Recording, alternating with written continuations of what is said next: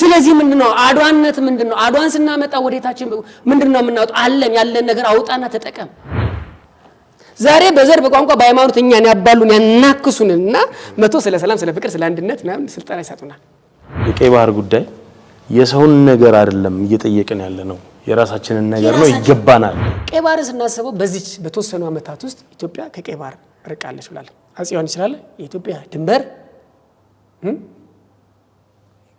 ቀይ ባህር ጠረፍ ነው ይላል አጼ ዮሐንስ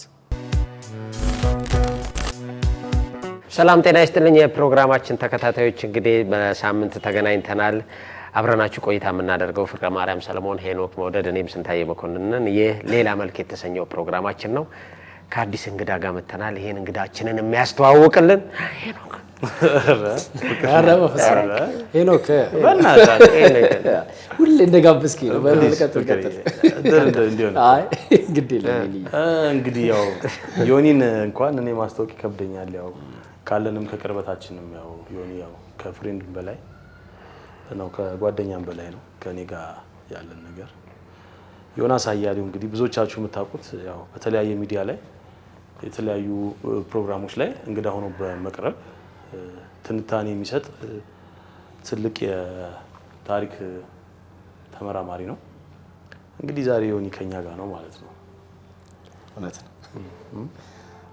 ነው እኔም ስለጋበዛችሁ በጣም አመሰግናለሁ አዎ እውነት ነው ፍሬንድ እናርጎ ቢዬ ነው ትክክል እኔ ስኮፑን አስቤ የመጣሁት እንደወቸው ጉድ ስለሆነ በቃ ፍሬንድሊ እየተነጣጠቅ የምንጫወተው እንዴት ወቸው ጉድ የእናንተ ቅርጽ እንደዛ ስለመሰለ አዎ ልክ ነህ ይሄ ከእንትኑ ሳይሆን አንድ ነገር በእርግጥ አሁን ወቅቱ ያድዋ ነው አድዋ ደግሞ ስለ አድዋ የማያውቅ ያለ አይመስለኝም ከኢትዮጵያም ዘለው አፍሪካ ውስጥ እና ዓለም ላይ የሚታወቅ ነገር ነው ስለሱ በተወሰነ መንገድ እናውራ ብለን ነው የተገናኘ ነው እንደገና ደግሞ ከኛ በተሻለ መልኩ ዮኒ ተገልጿል ያው ፕሮፌሽኑም ስለሆነ የበለጠ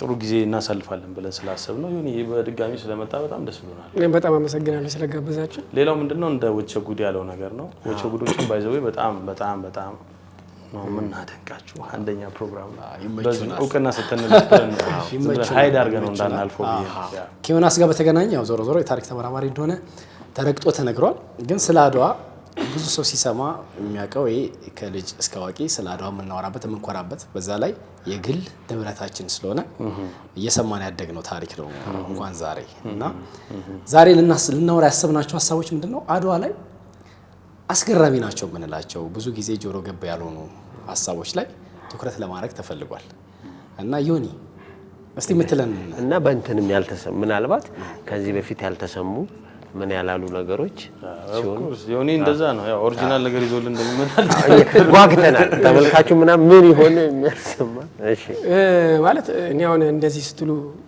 አድዋ በሚገባው ልክ ተነግሮለታል ወይ ነው በሚገባው ልክ ተነግሮ አልተነገረለትም ያልተነገረለት ነው በጣም የሚያሳዝን ነው ለምሳሌ በእኛ በኩል አድዋ ጦርነት ባርክሌን በጣሊያን በኩል ጽፍ በእኛ በኩል ደግሞ አለቃ አለቃ ገብረ ስላሴ ናቸው የጻፉትና እሳቸው ነው የጻፉት በሁለቱም በኩል የነበሩ ጻፉ ከዛ በኋላ ማን ናቸው የጻፉት እነ ጳውሎስ ነው የሚጽፋል አራት አምስት ሰዎችን አንጠቅስም የራሳችን ፊደል የራሳችን ቋንቋ የራሳችን ባህል አለን ብለን አልጻፍንም እንደውም ነጮች ናቸው ስለ አድዋ የጻፉት ምናምን ነገር በጣም የሚገርመው ነገርና ሌላሉ አድዋ እንደተነገረለት 0.1% አልተነገረለትም ነው ለምንድነው ለአድዋ የተከፈለው ዋጋ ወይ ስለቀለለብን ነው ወይ ስላልተነገረን ነው ወይ ስላልጻፍንበት ወይ ደግሞ አሻግረን እንድንሰራ ስላላደረግነው ነው ብዬ ነው ማሰበው ለምን አድዋን የጻፉት እነዛ ሰዎች ናቸው ነው በደንብ ነው ከኛ በላይ እኛ ነበር መጻፍ የነበረብን ከኛ በላይ ግን የጻፉት ማንሽ ናቸው ነጮች ናቸው ለምሳሌ የአድዋን ጦርነት ብንመስልከው ቺካጎ ትሪቡን ማንሳት እንችላለን ለምሳሌ በዛን ጊዜ ዴሊ ቴሌግራፍ የመሳሰሉ ትልልቅ ጋዜጦች ጽፎለታል ለምሳሌ ቺካጎ ትሪቡ የሚላል መሰለ አድዋ ኢትዮጵያውያን ጻድቁሯቸው ነው እንጂ ነጭ የሆኑ ህዝቦች ናቸው ያሸነፉት ብሎ የጻፈ ጽሁፍ ነው። ለምንድን ነው እንደዛ ያለው? በቃ ማለት ጥቁር እንዴት ነጭን አሸንፎ እንዴት ራሱን የማስተዳደር ኃይል አለው ብሎም ያለው አሁን ይሄ ጽፎልናል ነው የሚባለው። ቺካጎ ትሪፖል አሁን ነጭ ናቸው አለን። በቃ ጥቁራቸው ነው እንጂ ነጭ ህዝቦች ናቸው ማለት አሁን ማሰብ ያለበት የዛሬ 130 ዓመት በነበረው ስለ ልቦና ነው የምናስበው። በአሁኑ ዘመን ላይ አይደለም የምናስበው። እሱ አይደለም አድዋ ደግሞ ይብቻም አይደለም እኮ አፍሪካ የሚባለውን አህጉር እኮ ዓለም ያወቀው እኮ በአድዋ ነው። ፀሐይ ወጣ በምትገባባት ዓለም ሁሉ የአድዋ ድል ተሰማ ታወቀ። ስለዚህ ማን ናቸው እኛ አፍሪካኖች ጥቁሮች ማን ናቸው የሚለው በዛሬ 130 ዓመት እንዳሁኑ ቴሌቪዥን የለም፣ እንዳሁኑ ኢንተርኔት የለም፣ ምን ማጋዚኖች ናቸው የነበሩት፣ ጋዜጦች ብቻ ነው የነበሩት። በሌለበት ዘመን ግን ዓለም ግን አፍሪካን ካርታውን ያወቃት በማን ነው? በአድዋ ነው። ሌላው አድዋ ያልተነገረለት ትልቁ ነገር ምንድነው? ዓለም በሶስት ነገሮች ቀይሯታል ይባላል። አንደኛ ቀይራት የእሳት መገኘት ነው። ሁለተኛ የኢንዱስትሪ አብዮት ነው ሚዲቫል ፔሪድ ላይ። ሶስተኛ ደግሞ የአድዋ መቀየር ነው። ጥቁር ነጭን አሸንፎ የራሱን ግዛት መመስረት ይችላል፣ በራሱ ህዝብ መተዳደር ይችላል የሚለው መንፈስ ምንድነው ያመጣ ትልቅ ነው ስፕሪት ነው ማለት ነው። ያ ነገር መሆኑ ነው። ይሄን ብቻ መኳ አይደለም። በጣም ከሚገርም ነገር ውስጥ ምንድነው እንዴ ጥቁር ነጭን አሸንፎ መግዛት ይችላል፣ ጥቁር ነጭን አሸንፎ የራሱን ግዛት መመስረት በራሱ ድንበር ላይ መኖር ይችላል የሚባለውን እሳቤ ማለት ነው። እሳቤዎች እኮ ወስደው ዛሬ ታላቅ ሀገር ምላ ጃፓን እኮ በአድዋ መንፈስ ተዋግታ እኮ ከራሻ ከ10 ዓመት በኋላ ነፃነቷን አግኝታለች። የካሪቢያን ደሴቶችን ማሳት እንችላለን ነው እንዴ። ደቡብ አፍሪካ ውስጥ እኮ አቢሲኒያን ቸርች የሚባል እኮ በኢትዮጵያ ኦርቶዶክስ ቸርች እኮ አቢሲኒያን ቸርች ብሎ ከፍቷል። ስለዚህ ምንድነው አድዋ መንፈሱ ተጋቢነቱ በጣም ትልቅ ነገር ነው። እሱም ብቻም አይደለም። ለምሳሌ አድዋ ዝም ብለን ስለመጣንበት አይደለም። የአድዋ ቅድመ ሁኔታዎችን ማሰብ ይገባናል ብዬ አስባለሁ። ለምሳሌ በርሊን ላይ አቀርለ አፍሪካ ልክ እንደ ቅርጫ ተከፋፈሏት ገባ። ከዛ በኋላ ምንድነው ቴፕስ የሚባል ቫይረስ መጥቶ እኮ ኢትዮጵያ ውስጥ የነበረ የቁም ከብትና የጋማ ከብት ልቅ ብሎ አልቋል። እንደውም እኮ ምንም ማንከደው ሀቅ አይደለም እኮ 7 ልጆቿን የበላች ኢትዮጵያዊት ነበረች። ራብ ክፉ ዘመን የመጣበት ዘመን ያንን አስታኮ ነው የመጡት ገባ። ይሄ 7 ልጆቿን የበላቸው ዮሐንስ ጊዜ ነው ወይንስ በአድዋ ጊዜ ነው? የአድዋ ሰሞን ከቴፕስ ቫይረስ በኋላ አድዋ ጦርነት ከመካሄዱ ከ7 ከምናምን ዓመት በፊት። ስለዚህ ከብቱ አልቋል፣ እንስሳው አልቋል፣ ምናምን ነገር አድርጓል። ከዛ በኋላ ደግሞ እንደዛ ሲመጣም ብቻ ማለት አባቶቻችን በጣም ብልጥ ነው። ለምንድነው የካቲት ላይ አድዋን ያደረጉት? አሁን ብዙ ጊዜ ማለት ለምንድነው ጥቅምት ላይ ያላደረጉት? ለምንድነው ዳር ላይ ለምን ግንቦት ላይ ያላደረጉት? ምን አደረጉ? ገበሬው እህሉን ሰብስቦ ጎተራ ማስገባት አለበት ገባ። እህሉን ሰበሰበ፣ ጎተራውን አስገባ። ጦርነቱ የተካሄደው በኢትዮጵያ ስኬጁል ነው ማለት ነው። ለደንደም የገፉት እዚህ ጋር እቺ ዳውት እኔም እንደዚህ ፊል አደርጋለሁ። ኦሬዲ የካቲት ላይ ጦርነቱ ከመጀመሩ በፊት አንደኛ ማለት ነው ከጣሊያን መንግስት እዛ የቆሙ ጀነራል ግፊት አድሮበት ነበር አንደኛ አይደል። ሌላ ደግሞ የተሰራም ሳቦታጅ አለ አይደል፣ የመሰለል ነገር ተደርጎ በዛና ኦሬዲ የጊዮርጊስን በዓል ተገን በማድረግ በ23 ተገን በማድረግ የተሰራ ስኬጁል አለ አይ ቲንክ። ይሄ ግን ስኬጁል ከኢትዮጵያ ነው የሚለው እኔ ከኢትዮጵያ እውነት ለምን እንደሆነ ታውቃለህ? ሰብስበው ምናምን ስትል ለምን እንደሆነ ታውቃለህ? ለምሳሌ ጣይቱ አለ አይደል፣ ጣይቱ እኮ ብለዋለች አይደል አይደል? ለምን የዛሬ ሳምንት አታደርጉም? ምንድነው ይሄ ነገር አሁን ልክ ኦሬዲ እንትን እኮ ታውጆብናል። ጦርነቱ ታውጇል። ግን ለምን መሰለኝ ወደዚህ ያመጡት የሆነ አባባል እዛ መሰለኝ እንግዲህ ለምን መሰለኝ እኛ ነን የጠበቅነው ነው አይደለም አባባል ታውጇል። እኛ ደግሞ እቺን ቀን ጠበቅናት የካቲት 12 ለምን መሰለኝ ወደ የካቲት እንደሄደ የተፈለገበት መንገዱን ነው። አዎ እሺ፣ ወደ የካቲት እንደሄደ የተፈለገበት ምክንያት ገበሬው ሁሉ መሰብሰብ አለበት። ሁለተኛ ደግሞ ምን መሰለኝ እንዳሁኑ ሎጂስቲክ አለ፣ መኪና የለም፣ አባባል የገባ ባቡር የለም፣ ትራንስፖርት የለም፣ የኤርፕ ትራንስፖርት የለም። ከቤንሻንጉል የሚመጣው ህዝብ እኮ ከቤንሻንጉል አዲስ አበባ ይመጣል፣ ከአዲስ አበባ አድዋ ይሄዳል። ስንት ነው? ወደ 1000 ምናምን ኪሎ ሜትር ነው የሚሄደው። ሐሳባቢ ገባ አይደለ? ከዛ በኋላ ሁለተኛ ነገር ደግሞ ምንድነው ተቀለለ ሁሉም ተሰብስበው ይላል አይደለ? ሁሉም ተሰብስበው መክተት አለበት። ስለዚህ ምን አይነት ነገር አለ? እንዳሁኑ አይደለም እኮ እንዳሁኑ ወታደራዊ ካምፕ ገብተህ ስልጠና ሰልጠነ ሎጂስቲክ ቀርቦልህ ጦር ሜዳ ድረስ አይደለም ሄድከው የተዋጋው። ስንቅም ባይ አመልን በጉያ ተብሎ ይሄድ ህዝብ እኮ ነው። ቤንሻንጉል ያለው ህዝብ ወይ ደግሞ ሐረር ያለው ህዝብ ወይ ደግሞ ወላይታ ያለው ህዝብ የትግራይን ህዝብ በፎቶ ያውቃል፣ በቪዲዮ ያውቃል፣ በቴሌቪዥን ያውቃል፣ በምንም እኮ ያውቃል። ግን ወገኔ ነው ወገኔ ተነክቷል፣ እዛ የተባለው ወገኔ ተነክቷል የሚባለው እኮ ምንድን ስለነበረ እኮ ከዛ ብሩስ የሄደው እንትኑ ግን ተሰርቋል። አሁን ምን ለመሰል አድዋ ጦርነት ሚስጥራዊ ካልሆንክ ትሸነፋለህ አይደል? ምኒልክ አሁን ወጥተው እንትን እንደለ ዝመት ምናምን ብሎ ሲታወጅ እንደ ሀገር ነው የታወጀው። ስለዚህ ጣሊያኖችም ያ ኦፊሻል ሚስጥር አይደለም። አይገርምም? ጦርነት በባህሪው ሚስጥር በጣም ሴክሬት ይሄ ስለላ መስጠት ምናምን አለ። የባልቻን እኮ የረበሻቸው አንድ ነገር ጆሮ ጠቢ ምናምን ይሄድ ነበር አይደል?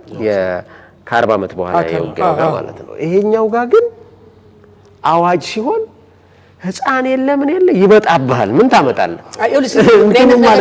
የእሳቸው ጉዳይ ይኸውልህ አዋጁ ታወጀ አይደለ? አሁን ጣሊያኖች አልሰሙም ማለት እንችላለን። ጣሊያኖች አይደለም የሰሙት፣ በደንብ ነው የሚያውቁት። ግን ይኸውልህ ጦርነት ነበሩ እኮ ጣሊያኖች እኮ በቃ ሊወሩ ይኸውልህ በጣም ችኮላ ስላላቸው እኮ የአምባላጌውን ጦርነትና የመቀሌውን ጦርነት እኮ አድርጓል ከአድዋ ጦርነት በፊት።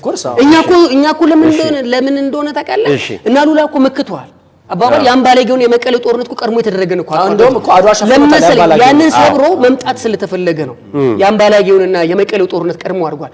እንደሚዋጉማ ያለቀ ጉዳይ እኮ ነው። በቃ የተቀደደውን ውል እኮ አለ ጣይቱ ፊት የተቀደደውን ውል ምን አደረጋለን? በጉልበታችን ምን አደረጋለን? እና ባሪያቴር ያሉት እኮ በጉልበታችን ይሄንን ውል እናጸድቃለን ነው አይደል? አንቀጽ 17ቱ። ስለዚህ የተባለውን ጉዳይ ስለነበር ግን ምን አድርገውታል መሰለህ? ገበሬው እህሉንም ምኑንም አስገብቶ ተዋግቶ ከዛ በኋላ ደግሞ ከተዋጋ ደግሞ ምንም አድዋ ሲመለሱ ተዋግቶ ግንቦት ደግሞ ለእርሻው ደግሞ እንዲደርስም ስለተፈለገ ነው። ያቁት ነበር እስከ ግንቦት ምናምን እስከ 5 ወር እንደሚያልቃቁታል እኮ። ይሄ ምን አይነት ነገር ነው? እኛ እንዴት አሁን በጣም እኮ የሚገርም ነገር ነው ዮናስ እያወራ። የካቲት ላይ ምርታቸውን ሰበሰቡ። በሰከረም ጥቅምት ከተሰበሰበ ከዛ ወደ የካቲት ተዋጉ። ግንቦት ላይ ነው የመጡ። ከዛ በኋላ ወደዛ ይመጣል። እንዳውኑ አይደለም ማለት ስለዚህ ያውቁት ነበር አሸንፈው ግንቦት ላይ እንደሚመጡ ያውቁታል። ሁለተኛ ነገር የጣሊያን ጉልበት እኔ አንዳንድ ጊዜ ጣሊያን በእኛ በአካፋ በዶማ ብቻ እጅግ የሚገርም መሳሪያ ነበረን። እጅግ የሚገርም ደግሞ ከፈረንሳይ ሚኒሊክ መሳሪያ ገዝቶ አስገብቷል። እኔ አንዳንድ ጊዜ የሚገርም መሳሪያ ነበረን ጣሊያንን የገጠምሽበት አይደለም ገዝተናል። አሁን በካፋና በዶማ ብቻ እየተባለ አይደለም ይባላል። በቃ ነበር ግን ምን እንደሆነ ተቃል ከሄደው ከ125,000 ህዝብ ምን ያህል ሺህ ህዝብ ነበር መሳሪያ ነበረው ነው ማለት ነው። እሱ ነው አንዳንድ ጊዜ እኮ የአድዋ ክፍተት የፈጠረብን ምንድነው? በመሳሪያ እነሱ ይበልጡናል። ሎጂስቲክ ምናምንም አልነበረም። የህዝብ ብዛቱ እንትኑ የሰው እግረኛ ብዛት ብዙ ነው። ሌላው ግን እዚህ ጋር አያይዤ መጠየቅ ማለት ነው የአድዋ ድል የአምባላጌን ድል አልሸፈነውም። ይኸውልህ የአምባላጌው ድል ምን እንደሆነ ታውቃለህ? ቀድሞ ቦታ ለመያዝ ነው። የመቀሌውን የአምባላጌው ድል ምን እንደሆነ ታውቃለህ? ቀድሞ ምን መሰለህ ቦታ መያዝ ነው። እነ ጣይቱ መጡ አይደል? እነ ጣይቱ እኮ ተዋግተው እኮ አላሽ ጣሊያን ውሃ የሚያገኝበትን ቦታ እኮ ቆርጦ ይዞታል። ይሄ እኮ ማለት ትልቅ እኮ የጦር ስትራቴጂ ነው። የጣይቱ ጦር ነው እኮ ሄዶ ያንን ስትራቴጂ ውሃውን ያዘበት። ጣሊያን ውሃ እኮ እንዳያገኝ አድርገውታል። ሁለተኛ ነገር ምንድነው? ከመጡ በኋላ ቦታቸውን ከያዙ በኋላ ምንድነው ምክክር ነበራቸው። በጣም ብሎች ነበር እነ ራስ መኮንን። በጣም አይዘው የአድዋን ድል ስናነሳ እኔ ከራስ መኮንን ውጭ ማየት ይገርመኛል። እኔ ሐረር ላይ የራስ መኮንን ሐውልት ፈርሶ ማየት በጣም ነው ማሰብ። የአድዋ ድል ከምኒልክ ቀጥሎ ከፍተኛ ጦር የነበረው የራስ መኮንን ጦር ነበር። ስለዚህ እነ ራስ መኮንን አለ እነ ገበየው እነ መንገሻ ቲከምን እነ ባልቻ ዲኔዲን ምክክር ነበራቸው። ጦሬቱ ጋር የሚያዝ ያለበት አድዋይቱ ጋር የሚያደርግ በዚህ በኩል ምን ማድረግ አለበት። ሁለተኛ ለምንድን ነው ውርቀን የተደረገው? የካቲት 23 1888 ዓመት ውርቀን ነበር። ጊዮርጊስ ነው። ስለዚህ አይዋጉ ምናምን ቤተክርስቲያን ነው ምናምን ብለውና አይደል? እነሱ እኮ ሌሊት እኮ 10 ሰዓት ላይ እኮ ቅዳሴ ገብቶ ጨርሰዋል። ገባ? እሱ ነው አንደኛ ነገር። ግን ከዛ በፊት የምናወራው ነገር እኔ በጣም ስንታየው ታውቃለህ? አባተ ሆቴሉ ሲያሰራ ብዙ 30 ደቂቃ ምናምን ሁሌ ሚዲያ ላይ ይለዋል ኢንተርቪው። አድዋ የሚገርመኝ ይላል ጋሻ አባተ መኮንን ጉዞ 82 ብሔር 82 ቋንቋ የሚናገር አንድ ቀን አንድ ቤት ውስጥ ኑሮ አድሮ የማያውቅ ህዝብ ተሰብስቦ 125,000 እንዳንድ ሰው ተናጋሪ እንዳንድ ሰው አላሚ ሄዶ ተዋግቶ የመጣበት መንገድ ይገርመኛል ይላል። አዎ እነሱ ዳገቱን ሲወጡት እኮ በእንትን በታንክ አትወጣውም። አብሾቹ ሲወጡ እየተንጠላጠሉ ተረግጦ እዚህ ጋር መወራት ያለበት ምን አለ መሰለህ? እሺ የህዝቡ አሁን የሚኒሊክ ጥሪ ነው ጥሪው። ይሄ ጥሪ ቀላል ጥሪም አይደለም። ባለ ሚሊተሪ እንደሚጠራ አስተረግጬ ልንገርና ባለ ሚሊተሪ ይገርመኝ ከምንም በላይ አሁን ለምሳሌ አዋጁ ታወጀ፣ ሚኒሊክ ጠራ። እንግዲህ አዲስ አበባ ነው አሁን ሚኒሊክ አይደል ያወጀው ሁሉም ህዝብ እንዲመጣ እያንዳንዱ ሀገር ድረስ ሄዶ መልእክቱን የተዳረሰበት አሁን ቴክኖሎጂ የለም ምናምን እሱ መንገድ ራሱ ይገርመኛል። በጣም ይገርም ነገር እሱ ብቻ መሰለኝ። የሚኒሊክ አዋጅ ባለ ሚሊተሪ የኢንፎርሜሽኑ እኔም ደግሞ አስረግጬ እዚህ ላይ እንድትመልስ መጠይቅህ ምን መሰለ ሚኒሊክ ጠራ ያንተንም አለው ማስጠንቀቂያም የሚመስል አለው አይደል? የሀገር ጉዳይም ነው። አንደኛ ፓትሪዮቲዝም የምንለው ሐሳብ አለ። ሰው በሙሉ የሀገር ፍቅር አለው ውስጡ። ያ እንዳለው ነው። የዛን ጊዜ ህዝብ ለሀገሩ ሟች ነው ወይስ ደግሞ ንጉሱን ይሰማል ማለት እንችላለን? ከምን ኮንቴክስት በጣም ነገር ሁለት ነገር ማጥናት አለበት። ምኒልክ ንጉስ ያቆላል። የራስ መኮንን ጦር ራስ መኮንን ነው የሚያውቀው። አባባል የካያጦና ጦር ነው የሚያውቀው። አባባል የሸኮጀሌ ጦር የሸኮጀሌ ነው የሚያውቀው። ግን ማን ነው ተጠሪ? ሸኮጀሌ ተጠሪ ነው ማለት ለምኒልክ ነው።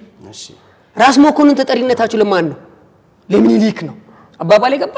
ልክ ካያጦናም ተጠሪነቱ ማን ነው? ለምኒልክ ነው አይደለ? ተጠሪነታቸው የሚያውቀው ማን ነው? አጅቡት የመጣውን ነው። ግን ይሏል መስ የተነገረውን የሚሰማ አድርግ የሚባለውን አድርግ፣ ሂድ ሲባል ሂድ፣ ተቀመጥ ሲባል ተቀመጥ፣ እንዲያርጋ እንዳርገ ሲባል ግን በትእዛዝ የሚሄድ ህዝብ ነው። በጣም ዚስ ቤስት ኦፍ ዲሲፕሊን ይሏል ጋሽ አባት። ዲሲፕሊን የነበረው ይሄ ሚሊተሪ ካምፕስ ገብቶ የተማሩት ትምህርት አይደለም። የሀገር ፍቅር የሚገርም ነገር ማለት።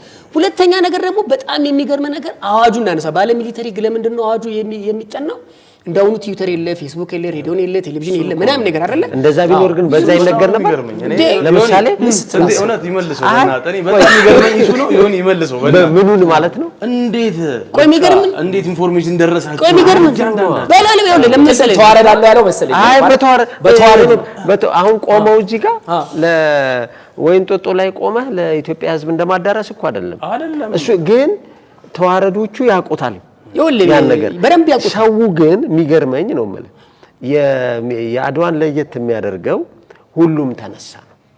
አሁን ለምሳሌ የታጠቀ ጦር ምናምን ነው አይደለ ሄደ የሚዋጋው።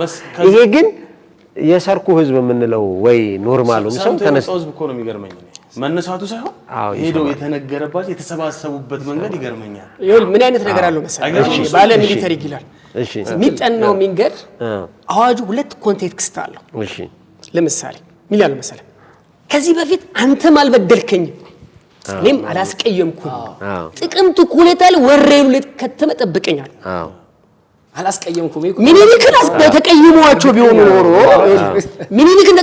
ቢሆን ኖሮ አባባል አይመጣም። እሺ ለምሳሌ ፊታውራሪው ምኑ እሺ የሚኒልክ እሺ አሽቃባጭ ነው ሄደን በለው ህዝቡ እንዴት ሊሄድ ይችላል? ሚኒልክ የሚቀም ሁለተኛ ጉዳይ የሚባለው ደግሞ ምን ማርያምን ወስልት የቀረ እንደሆነ አይደል አለቀም። እንደ አንድ መሪም ደግሞ አላስቀየምኩም ማለት በቃ አየው። እሺ አሁን እኔ በጣም ብዙ ጊዜ አሁን ልክ ነው ማርያምን እኔ ኦርቶዶክስ ነኝ አምናለሁ። ግን ሌሎች አሁን እስላሞችም ነበሩ የተለያየ ሃይማኖት ያላቸው ሰዎች ነበሩና እንዴት አክሰፕት አደረጉት?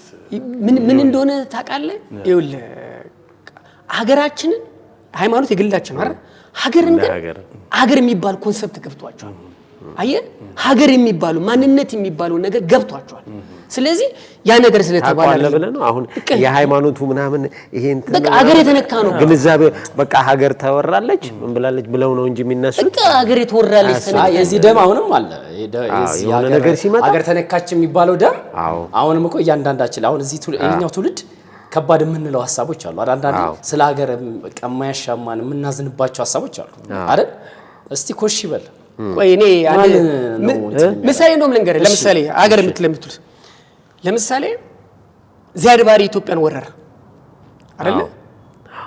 ትግሬውና ይሄ ወደ ጎንደር ያለው አካባቢ በመንግስቱ ኃይለማርያም ቅያሜ ስለነበረው የቀይ ሽብር ብዙዎች ቅያሜ ስለሆነ መንግስቱ ኃይለማርያምን አጅቦ አይዋጉትም የሚል ነበር ኮቴሽናቸው ውስጥ የገባው እነሱ ባባልከም ዚያድ ባሬ የሰራው ካልኩሌሽን ግን ጥሪ ሲደረግ በ3 ወር ውስጥ 300,000 ገበሬ ነቅሎ መጣ።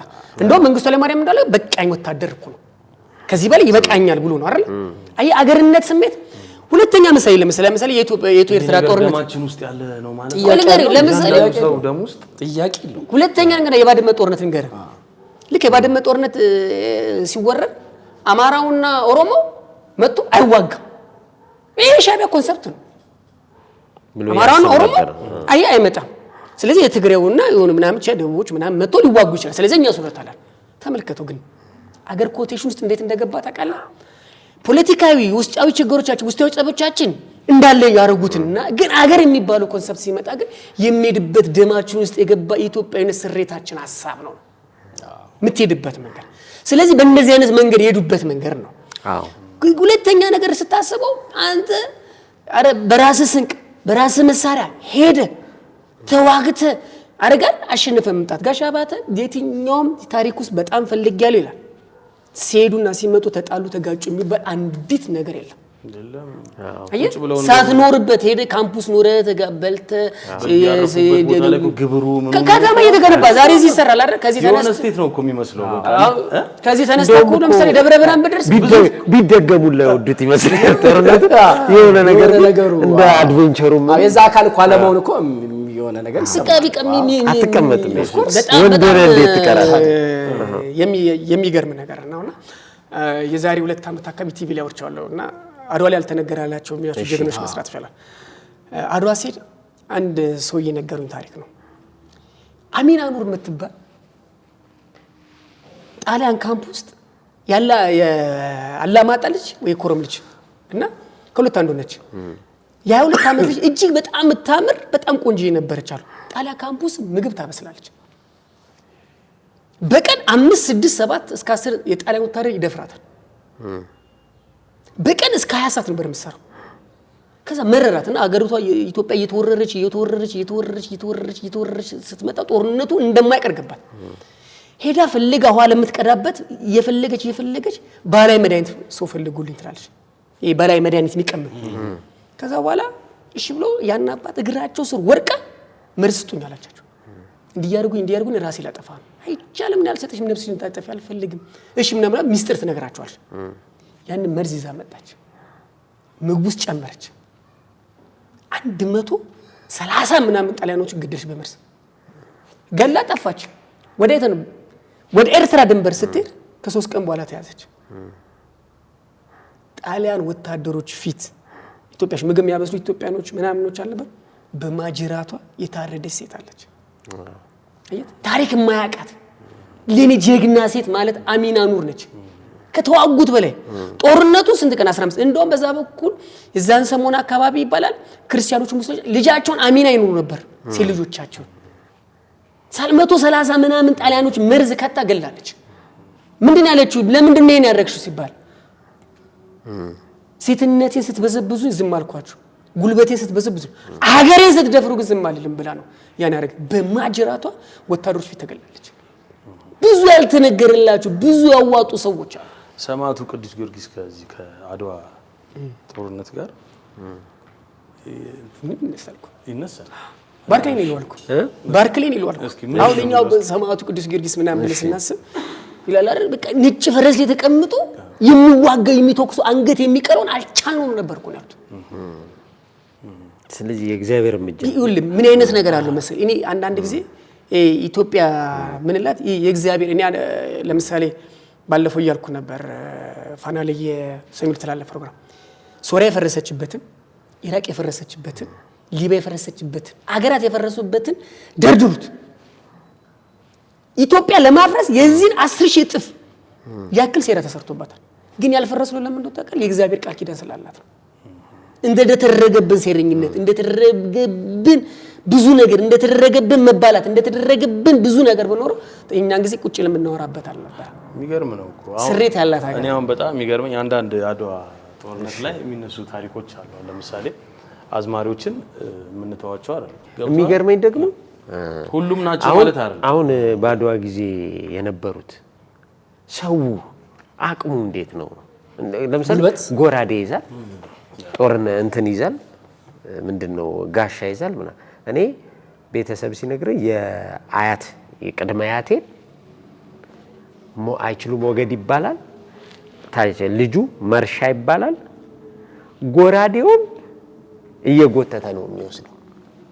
ይሄ ጎራዴውን እየጎተተ የሚወስደው ሰውዬ እንዴት ነው? ጎራዴው ምን ያክል ነው? የዛ ጊዜ የተዋጉት አቅማቸው ምንድነው? ዝም ብለው ይቀሉታል ይሉሃል ከነፈረሱ ምናምን ይላል። አድቬንቸር ነው የምታየው።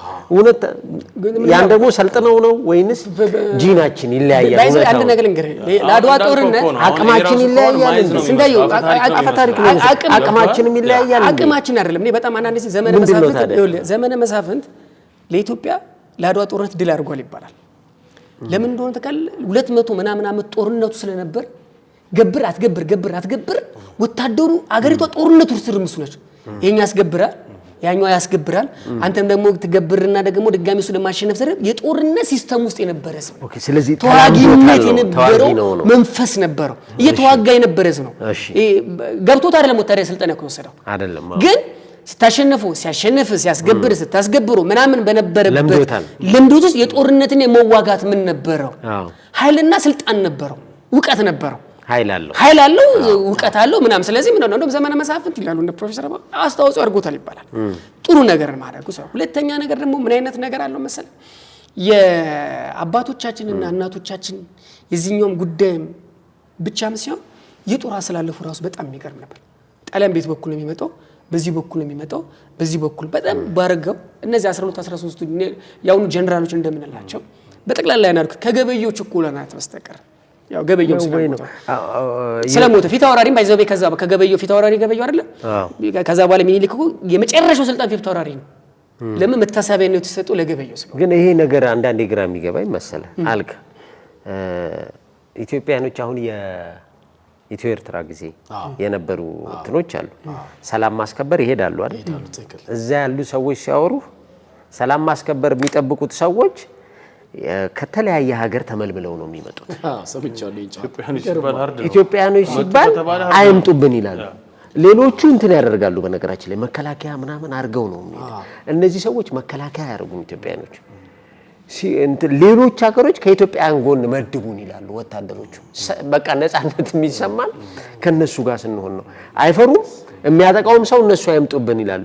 ይሄ እንትን ላይ ያለው ደም ውስጥ አለ ወይ እንግዲህ ያለ መፍራት አሁን ይሄ ጦርነት ተሰናልም ስታይ ውጭ ሀገር ራሳቸውን እንትን ያለ ማድረግ ኢትዮጵያዊ ስትሆን በራሱ ኢትዮጵያዊ በመሆን እንግዳ አካልን አሁን እኛ ነጭ ምናይ ምናምን እንትን ቼክ አታረጋው ነገሩ የሚሰማ ነው የተሰራብን ነገር ደማችሁን ውስጥ አለ የሚባለው አሳብ ነው። ኳስ ላይ ታይቷል። ጥቁር በመባል ያን ያክል ሲፋጅ ምን ሲል ኢትዮጵያዊ ግን ያን ያክል ይሰማል። እንትን አሁን የዘረኝነት ስድብ ሰደበኝ ብሎ የሚያደርግ ይመስላል።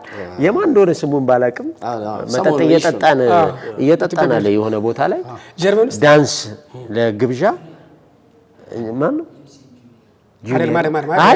የሱ ሳይሆን ልክ ነህ። ኢንተርግሬድ የኳሱ ሌላ ነው። አረ ሌላ ምን ዳንስ እየደነስን ይላል። ከዛ ከአንዱ ጥቁር ነጠቀው እና ነጩ ተነስቶ ነጠቀውና መደነስ ጀመረ። ሲደንስ ኢትዮጵያዊው ተነስቶ ነጩን ወደዛ አለና እሷን አመጣትና ያንን ጥቁሩን አምጥቶ አብረው እንዲደንሱ ሲያረጋቸው ኢትዮጵያዊ ነው እንዳለኝ እና በሆነ ነገር ይሄ ስነ ልቦናችን ነው። ዋሪዮሮች ነን እኮ ለምሳሌ ኢትዮጵያ በታሪኳ እኮ ይሄን ያው ኢትዮጵያ በታሪኳ ስትመለከት እኮ እየተዋጋ የኖረ ህዝብ እኮ አሁን ድረስ እየተዋጋ ነው እንዴ ሀንት እያረገ እያደነ የሚኖር ህዝብ እኮ በቃ ማለት ይሄ የጦርነት ታሪኩ ረጅም። ለምሳሌ አሁን እኮ ብንመለከት ከግብጽ ጋር እኮ ያው ለምሳሌ ጦርነት በመድረግ የማይዲስቶች ከቱርኮች ጋር ከምን ጋር 17 ጊዜ በልኩ ጦርነት ተደርጓል። ደሞ እስኪመጣ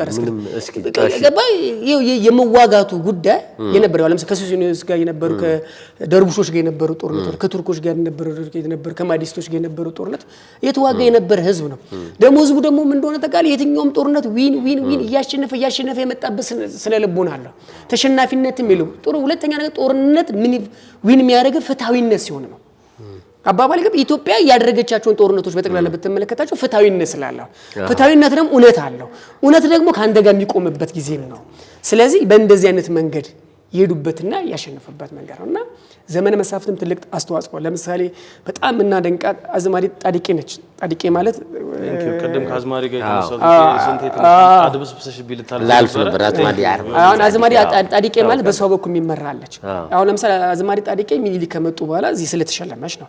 ባይዘው ቸርችል ጎዳና የሚባሉ ሰፈር አዝማሪ ጣዲቄ ሰፈር እንደሚባል ታውቃላችሁ?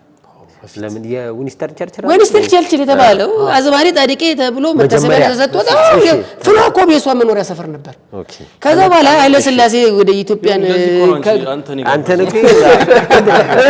ስሙን የምታስመልሰው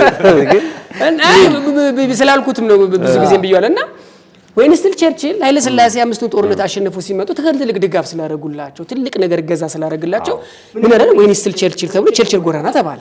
ግን መባል ያለበት ማለት ነው አዝማሪ ጻድቄ ናቸው። ለምሳሌ አሁን ያኛ አፍሪካ ህብረት ሰሞኑን እያደረገ ነበር። አንድ አፍሪካዊ በእንግሊዝ ቀኝ ግዛት የተገዛ ይሄ እኮ ምን መንገር ነው ዊንስተን ቸርችል ይናደዳል እኮ ዊንስተን ቸርችል እኮ ማለት ጥቁር ጥላቸው የነበረው ህዝብ ነው ሰው እኮ። ስለዚህ የፈለገ ነገር ይምጣ እንጂ የኢትዮጵያ የአዲስ አበባ መንገዶች ባለስልጣን ካያችሁልኝ መልእክቱ ላዳራችሁ እንዳትቆርጡብኝ ምን ኃላፊነቱን እኔ ወስዳለሁ። ከምርንም ነገር ዊንስተን ቸርችል ማለት ለጥቁር ጥላቻ የነበረው በጥቁሮች ላይ እስከ ህንድ ድረስ እስከ ፓኪስታን ድረስ ብዙ ነገር ያደረገ ሰውዬ እሱ ሰው የኢትዮጵያ ትልቅ ባለውለታ አድርጎልናል። ይሄንም ጥያቄ የለውም። እውነት ነው እንግሊዝ ድጋፍ ሰጥታን የአምስቱን ዓመት ጦርነት እንዲቋጭ አድርጓል። ኃይለ ሥላሴ ብዙ ድጋፍ አድርጓል። ምንም እንክደው ሀቅ የለም። ቢሆንም ግን እንደ አዝማሪ ጻድቄ ያደረገው ነገር ስለሌለ አዝማሪ ጻድቄ ሰፈር ነው የሚባል የሚገባው ከሷ ብዙ ሰዎች ይማራሉ። ጀግናውና በሷ በኩል የሚመራ አዝማሪ ይዛ ሄዳለች። ስሙ ስለጠፋኝ ነው እንጂ ከወሎ ከራስ ሚካኤል የሄደ አይነ ስውርም አዝማሪ አለ። ኃይል ይሰጧቸው ነው አዝማሪ አለ። አይነ ስውርም አካል ጉዳተኞች ሄዶ ተዋክቶበታል። እንደ ህፃናት ሄዶ ተዋክቶበታል። አድዋን እኮ ክሬዲቱ ለስንቱ ሰጥቶ የቀባት ሃይማኖት ካቶሊኮች እኮ መጥቶ ተዋክቷል።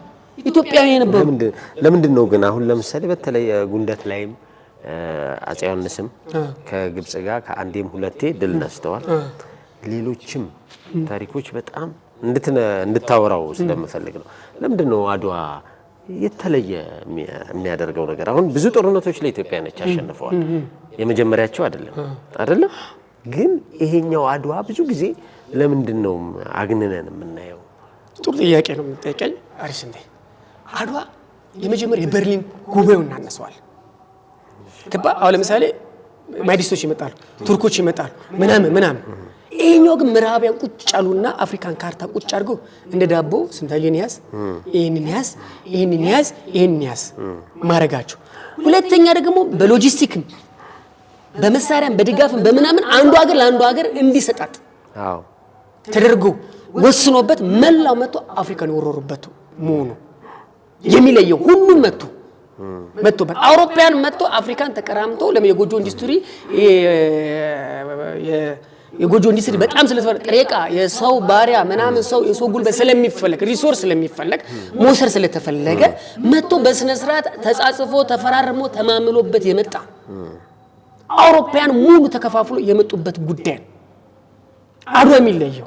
ሁለተኛ ነገር አድዋ የሚለየው ምንድነው? ኢትዮጵያ በዓለም አቀፍ ውል ለመጀመሪያ ጊዜ በጣም በዓለም አቀፍ ተሰሚነት ከነበረባት ከተፈራረማቸው ፊርማዎች ውስጥ አንዱ ትልቅ ውል ነው።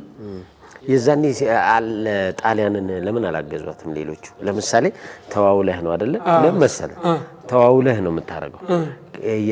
ከዛ የኢትዮጵያ ነፃነቷን ያገኘችው በአድዋ ነው። ልክ ነው። አድዋን ሻረችው። የዛኔ አብዛኞቹ ተይዘዋል፣ በቀኝ ግዛት ተይዘዋል። እነዛ ግን ለምን ጣሊያንን ገሸሽ አረጓትና ኢትዮጵያን ተቀበሉ? የኢትዮጵያን ድል ተቀበሉ። ጣሊያንን አቋት ኢትዮጵያን አቋት ነጮቹ ለምን አላገዟትም? ጣሊያን ከኖ ለምን ነገር አንድ ነገር እንገርደም የሞላድና ዳያት ሆነ ጨዋታው። እሺ አባባሌ ገባ። ወለዳያት እናቀው ትንሽ ልጅ ነው ምናምን ብለዋል አይደል? ልክ እንደዛ የኢትዮጵያ ዳዎች ናቸው፣ በጣም ጥቁሮች ናቸው፣ ኋላ ቀር ናቸው ምናምን ነገር በባዶ እግሩ የሚሄድ ህዝብ እኮ ነው። ቶኩ ጫማ የሌለው ህዝብ እኮ ነው። 3000 ኪሎ ሜትር ድረስ ሄዶ የሚዋጋ እኮ ህዝብ እኮ ነው። ምንም የሌለው ህዝብ እኮ ነው። ገባ?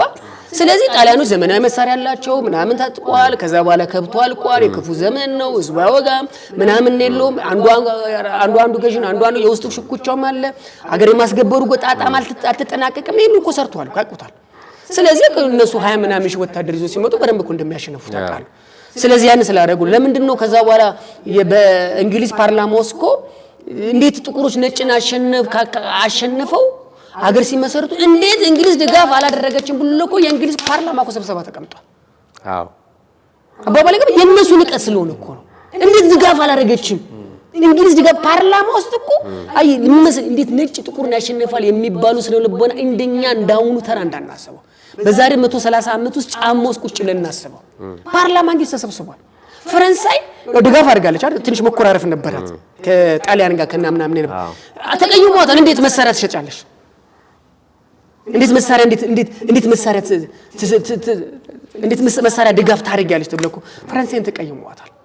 ስለዚህ ምን አይነት ነገር አለ? ይሄን ብቻ አይደለም። እኛ እኮ አምስቱ ዓለም ጦርነት ጊዜ እኮ በመሰረት ነው ሊግ ኦፍ ኔሽን ቪዲዮ ባለበት ውስጥ ወራሪና ተወራሪ እኩል ተብለን እኮ የመሳሪያ ማዕቀብ የተደረገብን ነው። የኃይለ ሥላሴ ነው ለኃይለ ሥላሴ አምስት ልጅ ጦርነት ላይ በነገር ላይ የኃይለ ሥላሴ ይሄ ልክ የኃይለ ሥላሴ ጦርነት ላይ አንዳንድ ጊዜ አድዋ ነው ዞሮ እኔ ለፕሮፌሰር ደረጃ ፓንክረስ ምንኛል መሰለህ በጣም ቤስት ስለነበርኩና ሁለተኛው ማጮ አይሉት ሁለተኛው አድዋ ነው የሚሉት ማጮ የሆነች ቦታው ጦርነት ስለነበረች ሁለተኛው አድዋ ይሉታል። ለምሳሌ ምን ያህል መሰለኝ እንደውም ከጦርነቱ በኋላ የካቶሊኩ ፓፓ የሚኒክ ከ6 ነው እስከ 8 ጊዜ ደብዳቤ ጻፉ። እርሶ ክርስቲያን ንጉስ ነዎት፣ ደግኖት፣ እባክዎትን ልቀቁልን። ጣሊያን ሰፈር የሚባለው በመቶ ከላይ የጣሊያን ምርኮኞች መጥቶ እኮ ሲኮ ተማርኮ ስለተቀመጡ ነው። እኔ ጣሊያን ሰፈር የወረዳው ምናምን አንድ ጊዜ ቢራ እየጠጣን ተገናኝተን ለምን ነው ጣሊያን ሰፈር ይባላል? በቃ ጣሊያን ሰፈር አያውቁትም እኮ ተመረኩ ምን ነገር በጣም ከምን የሚገርም ነገር ጣሊያን ሰፈር የተባለው ጣሊያን ምርኮኞች ስለነበር 8 ጊዜ ለሚኒክ ደብዳቤ ጽፏል። እባክዎት እርሶ ክርስቲያን ንጉስ ነዎት ልቀቁልን ምናምን በስነ ስርዓት ተለቀቁ። እኛ ግን በ400 ጀት የሚያሳዝነው በመርዝ ጋዝ የዛሬ በማጮ ጦርነት ጊዜ 28 ስለደረከው አንድ ደብዳቤ እኮ አልጻፉ። በመርዝ ጋዝ ከ700 ምናምን ሺህ በላይ ህዝብ ሲያልቅ አልጻፉ። አይ ጣሊያንም እንደ ቀልድ እንዳላየችን ያስታውቃል እኮ ለምን መሰለ አሁን ይሄን ሁሉ ነገር ያነሳው እኮ የውጫሌ ትሪቲ ነው አይደል? ያ ነው ሊያጭበረብሩን ሞከሩ። እንደውም በምን አዌር እንደሆነ አይዶን ነው ከሌላ ሀገር ይመስለኛል ራሱ አዌር የተደረገው እርግጠኛ አይደለሁም። ግን ጣሊያንም በሲስተም ነው እንጂ በፓወር አልመጣችም። መጀመሪያ ለምን ህዝብ የሆነ ካሪዝማ አለው። እኔ አይደል በአማርኛ የተጻፈው ላይ ልክ ነው ማለት ነው። በእኛ በኩል ጻፊ ነበር ፈረንሳይኛ መንገድና በአማርኛ ልክ እኮ ነው። በአማርኛውማ ልክ ነው። በእኛ በኩል አለቃ ዮሴፍ ነው የሚጽፈው። አለቃ ዮሴፍ ፈረንሳይኛ ነው የሚችለው። አማርኛው ወደ ፈረንሳይኛው ተተርጉሞ ከፈረንሳይኛው ወደ ጣሊያንኛ እየተጻፈው አሁን እኮ አንዳንዱ አንድ አንቀጽ ጉዳይ የአንድ አረፍተ ነገር ይሁሉ ተቀልዳለ የሀገር ሞግዚትነትና የሀገር ሞግዚት አለመሆን ጉዳይ ነው። በቀኝ መግዛት ማለት ነው። በቀኝ ግዛት በጣሊያን በኩል ግንኙነት ማድረግ ስትፈልግ ደግሞ ጣሊያን ካልፈቀደ ዳግም አለ። የሚገርምህ ደቡብ ውስጥ ነገር ያለው ከዚህ ሀገር ሄደህ ሰውየው በህይወት እያሉ ታዋራቸው ደስ ይለኛል ብያለሁ። ጊዶሌ የምትባል ሀገር አለች እና ጋርዱላ የሚባል ተራራ አለ። ጣሊያን ቆንስላ ጽሕፈት ቤት እዛ ነበር እና በጣም ብዙ ሰዎች ነው የተሰዉት። እና ልክ ብዙ ጊዜ ሲነሳ የተወሰነች አካባቢ ብቻ ነው የአድዋ የጦርነቱ ባንተና ነገር የሚነሳውና በጣም ትልቅ ፋይት የነበረበት ትልቅ ታሪክ የነበረበትን ቦታ አለ። ልክ እንደዚህ አይነት ቦታዎችም ምናልባት የምታውቃቸው ካሉ አንደነሱ በጣም ቆይ አንድ ሳይጠፋ ልንገራችሁ። ኢትዮጵያን ሴቶችን ስናስብ አዲግራት ላይ ቴሌግራም ነበር። ጣሊያን ጦር ከአስመራ ኃይልም ጉልበትም ሎጂስቲክ የሚያስመጣበት ጦርነቱ ከመደረጉ ከ6 ቀን በፊት ኢትዮጵያን ሴቶች ሄደው ያን ቴሌግራም ያለበትን ሩም ድምጥ ማጡናቱ ተበሳተ ያቃጠሉት። ከአስመራ ጦር እንኳን እንዳይመጣ አድርጉት እኮ ኢትዮጵያን ሴቶች ናቸው። አዲግራት ላይ የቴሌግራም ስቴሽን ነበር። ሄደው ድምጥ ማጡን አጠፉት። አንድ ወንድ እኮ የለም። ወደ 200 ምናምን ሴቶች ሄደው አጥንተው ምን ብሎ እንጨት እንደሚለቅሙ አድርገው ምናምን ማን ነገራቸው? ግን የሚገርም አይደለም። የሚገርም ነገር ነው። ኢትዮጵያ እዚህ አዲስ አበባ ላይ ቁጭ ብለ ምናምን ያልክ ሄድ በየገጠሩ ታኛ 130 ምናምን ኪሎ ሜትር በእግራችን ሄድ ነው ማቀው። የሚገርም ሄደው አጥንተው ማገዶ እንደሚለቅሙ አሁን እኮ አሉ እኮ የልጅ ልጆቻቸው አድዋ ሳይሆን ቅድም አሚና ኑር እንደነገርኩ የሚነግሩ እኮ ሰው ሄደው ያንን አጥፍተው ያንን አቃጠሉት። የነዚህ ሰዎች ትልቁ ስራ ሁለት ስራ ነው። አንድ የጣይቱ ውሃው መቁረጧ ቀደም፣ ሁለተኛ ደግሞ የነዚህ ሴቶች ሄዶ አስቢ ምን ያህል ኢትዮጵያን ሴቶች እድል እንጂ ችሎታ አላጡ የሚባለው ነገር የሚገርም ነገር እኮ ነው። ሄደው አጥፍቶ ደግሞ ከአስመራ ድጋሚ ድጋፍ እንዳይመጣ ምን አልኳት ቴሌግራምን የቆረጡ ሰዎች አሉ። እንደዚህ አይነት ሴቶች አሉ። ሌላው ደግሞ በእጅ አዙር ነው ገዝተውናል የሚባል ነገር አለ። እዚህ ላይ የሚገርመኝ ምን መሰለህ እንግሊዝ ምንድነው እስራኤልን ጀርመኖች እንግዲህ ወደ ስንት ሚሊዮን ጨፍጨፈው ምናምን አድርገዋል አይደል? ግን ጀርመኖች ይንቋቸው ነበር ሴቶቹን። የሚገርም ከጀርመን ተወለደ የሚባል ጀርመንና እስራኤሎች የመዋለድ እንትናቸው አልነበረም። ጣሊያኖች ግን ወልደዋል። እና የጀርመኖች ይሄ በጣም ሬዚስት ናቸው። በቃ የራሳቸውን ዘር ነው ሁሉ ጊዜ የሆነ ነገር ዩኒክ ብለው ነው የሚያምኑ። ዩኒክ ብለው ከኢትዮጵያኖች ግን የሆነ ወይስ ኢትዮጵያኖች የተለየ እንትን ነበራቸው? ጣሊያኖች ስነ ልቦናቸው ይኸውልህ ምን አይነት ነገር አለው መሰለህ? የዛን ጊዜ ጣሊያኑ አፍንጫን ይዛ ሙሉን ቀደደች።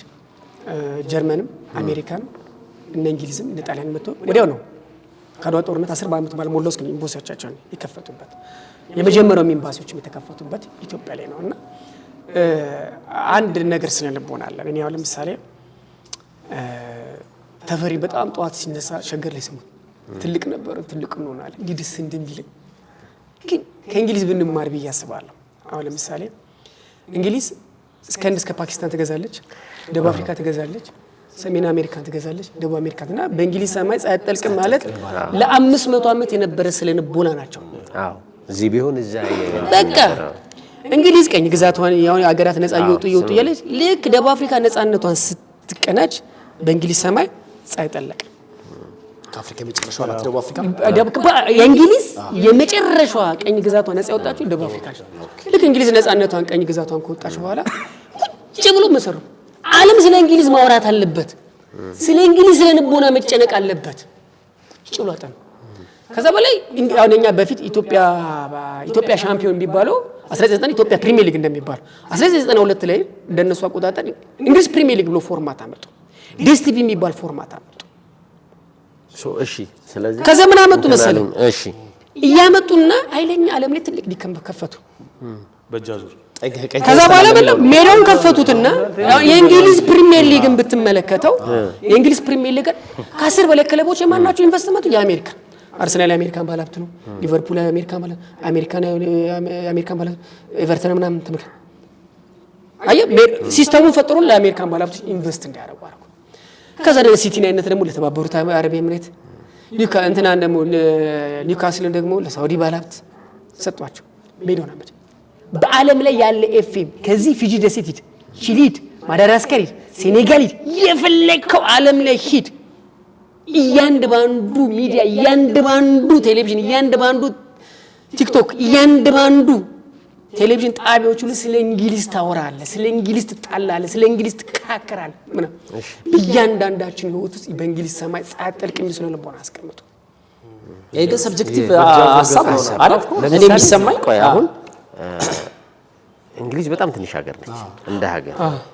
አሁን እውቀት ነው ወይንስ የሆነ ነገር ነው የሚለውን ነገር ማየት አለብን። ፈረንሳይ ዛሬም ድረስ ዳይመንድ ታወጣለች አይደል?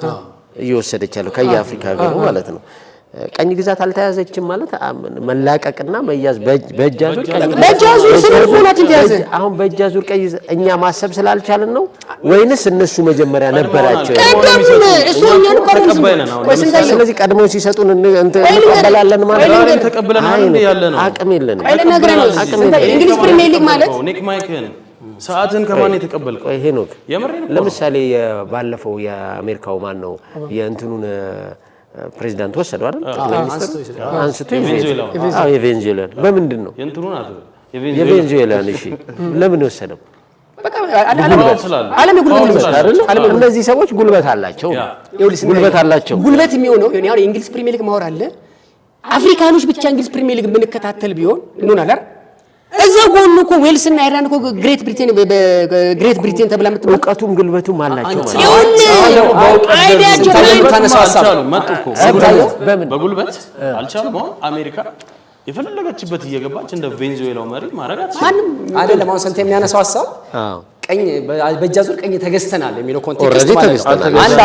አንድ ሀገር ሪሶርሷን ምናምን የሆነ አካል መጠቀም ከቻለ ባልፈለገችበት መንገድ በሌላው ወይ ማለት ነው። አሁን ቻይናም የሚወራ እኮ ነገር አለ። ዳምፕ ማቴሪያል አንጥታ ተጥልና የምትፈልገውን ነገር ሀገር ውስጥ ታረጋለች የሚል አካሄድ አለ።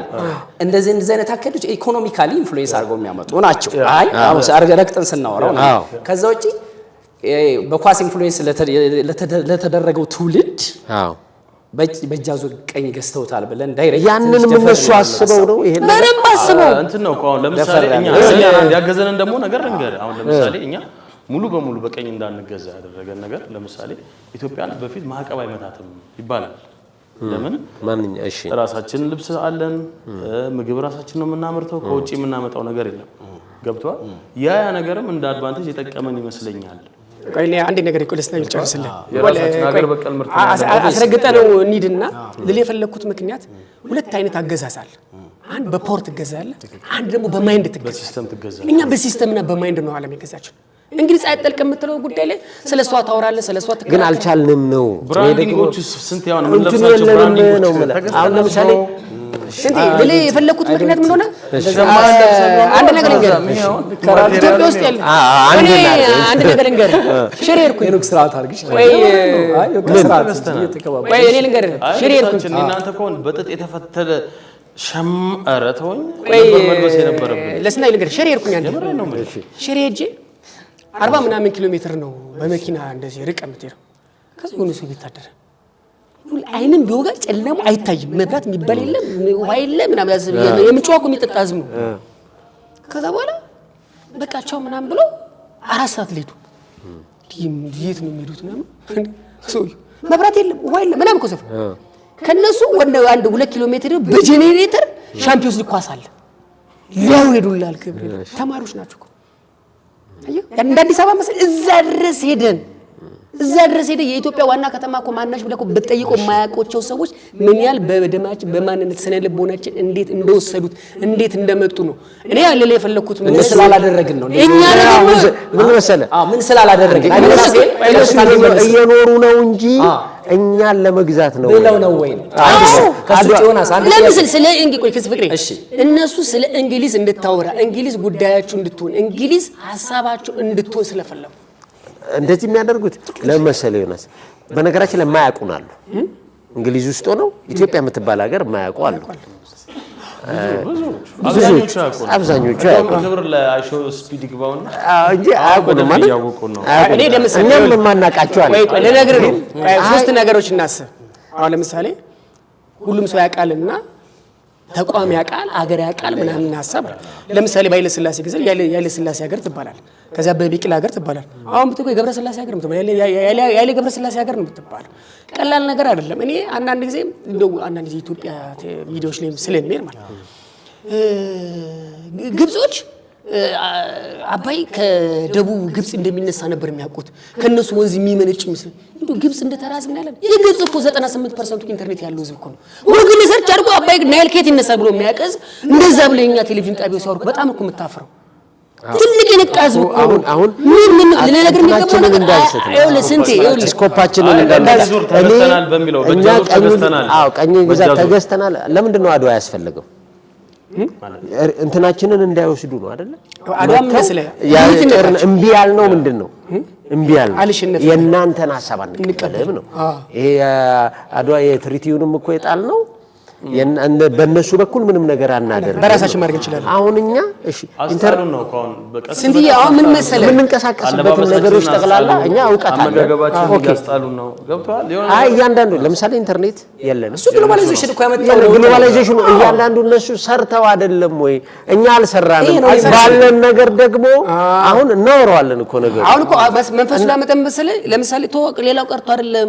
ለምሳሌ ማን ነው የምንወቅሰው በዚህ? ራሳችን እሺ ራሳችን ነው የምንወቅሰው። ምን ማድረግ አለብን? መስራት አለብን። በምን እንዴት አለን? ሪሶርሱ አለን። አሁን ለምሳሌ አንድ ነገር ከስንታይ ቆይ ነው ይቅርታ አድርግልኝና ምዕራባውያን ተነስቶ እንደው ለኢትዮጵያ ማዳበሪያ አንሰጥም ቢልስ ማዳበሪያ እየሰጡን እኮ ዛሬ 10 ምናምን ሚሊዮን ህዝብ እኮ ምዕራባውያን የሚቀልቡ ማዳበሪያውን ግን ሲሰጡን ማዳበሪያ የሚጠቀም መሬት እንደሚጎዳ እናውቃለን። የሆነ አመት በኋላ ዴድ ይሆናል አይደል?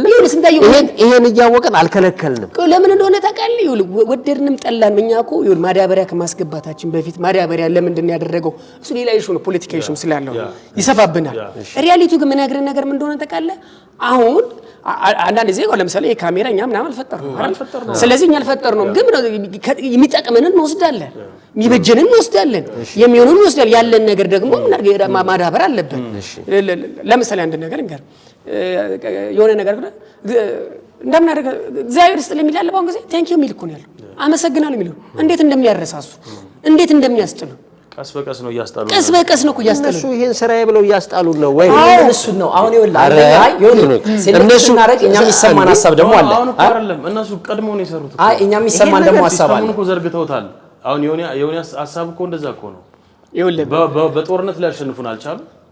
ይኸውልህ አሁን ፕሮክሲ ዋሳል የሚባል አለ አይደል? ይሄን ነገር ስራዬ ብለው የዓለምን ህዝብ ለመቆጣጠር እንደዚህ ያደርጉ ሂሳብ እየሰሩ እየሰጡን ነው ባላቸው ሪሶርስ ይጠቀማሉ የዓለምን ህዝብ ማለት ነው ቀጥታሩቃት ዶላር ነው እስቲ ቆይ ስንታየው ልንገር ስንቴ ዶላር ነው እስቲ ቆይ አንድ መረጃ ልንገር የዶላርን ፓወር ነው እስቲ ዝም ቴሌቪዥን ከፈት የነሱን ፓወር ለማየት ስንታየው የገንዘባቸውን ፓወር ስንታየው ቴሌቪዥን ከፈት እኔ ባይዘ እናደዳለሁ አሜሪካንን ሰው ሲንቅብኝ እንደ ተራገር ሲያት ከፈት ቴሌቪዥን አንድ ኪሎ አንድ ቶን ቡና በኒውዮርክ ገበያ ይሄን ያህል ዶላር አንድ ድፍድፍ ነዳጅ ዘይት በእንደዚህ አይነት አንድ ኪሎ አንድ ምናምን ወርቅ በኒውዮርክ ገበያ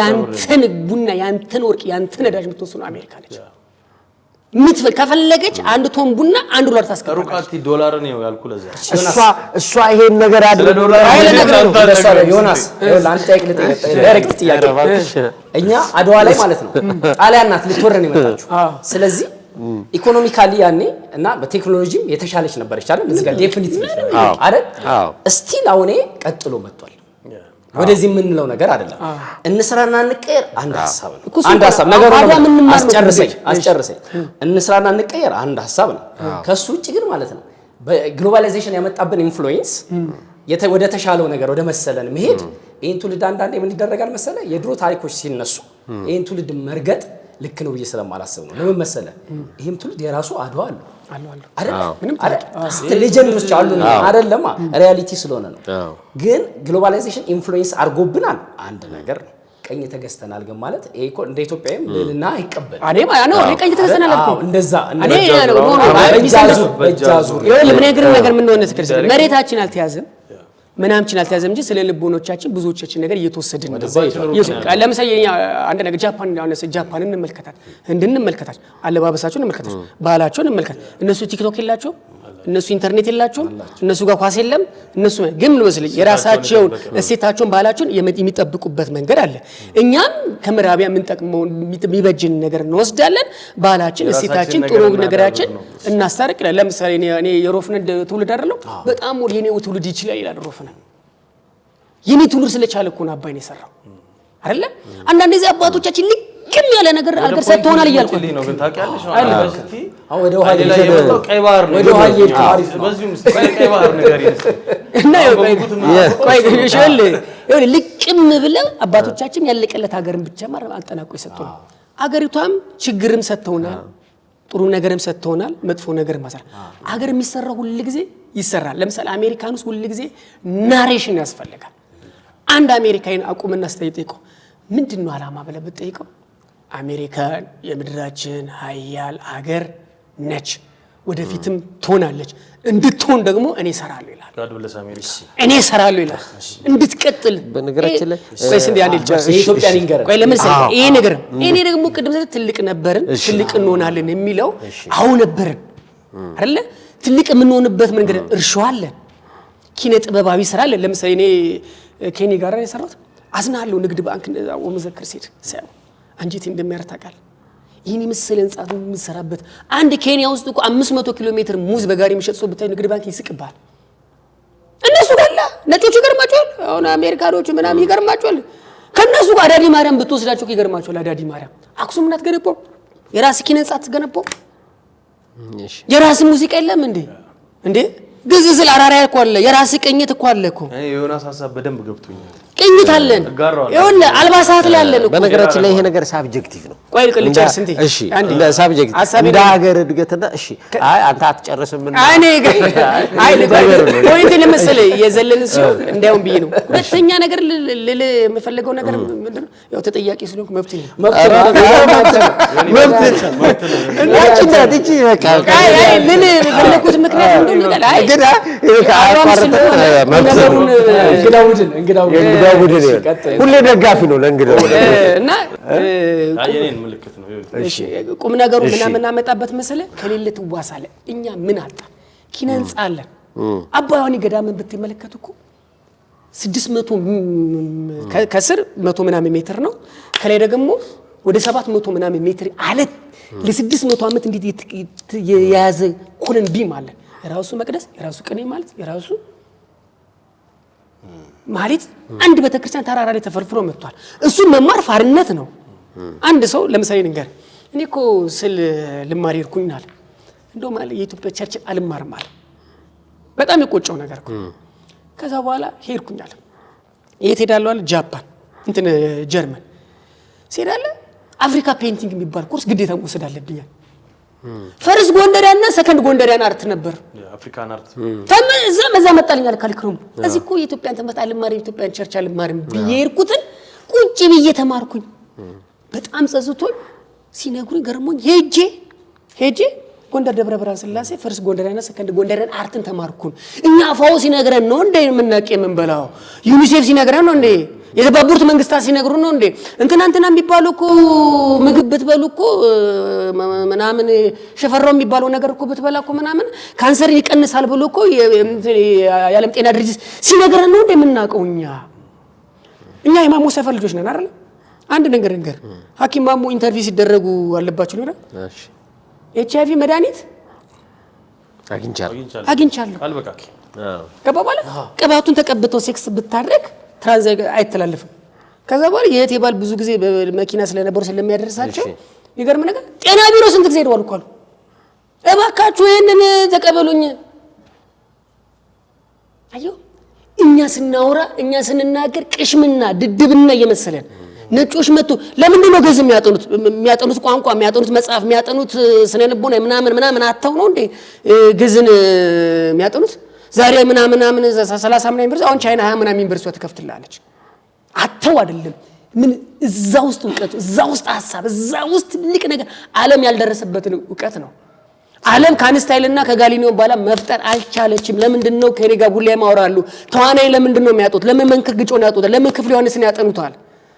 አራታይና ጎሹ ለምንድን ነው የሚያጠኑት? እነ ሼክ ጫሌ እነ ሼክ ጎንደር እነ ሼክ ጆግሪ ለምንድን ነው የሚያጠኗቸው? የሚያጠኗቸው ሰው እኮ አጥቶ አይደለም እኮ ብሪሊያንት ያለ ጭንቅላት ሰዎችን ስላጡ ነው ዛሬ ብራናዎቻችን እያነፈነፉ የሚገዙት። አንድ ብራና እኮ እስከ 1.4 ሚሊዮን ዶላር እኮ ይገዛሉ። ለምንድን ነው የሚፈልጉት? ስላጡ ነው እንዴ? ቻይና 20 ምናምን ዩኒቨርሲቲዋን የምትከፍቶ የምታስተምሩ ዓለም ላይ ቋንቋ አታ ነው። 8000 ቋንቋ አለ እኮ በዓለም ላይ። ናይጄሪያ እኮ 300 ምናምን ቋንቋ አላት። ፈልገው የሚያስሱን ፈልገው የሚያጥኑን ዛሬ የህንድና የፓኪስታን የኢራን የሳውዲ አረቢያ ዩኒቨርሲቲዎች የኢትዮጵያ መጽሐፍቶችን እየወሰዱ በእነሱ መጽሐፍት እያሳተሙ አይደል የዓለም ላይ እስልምናን እያስፋፋሉበት።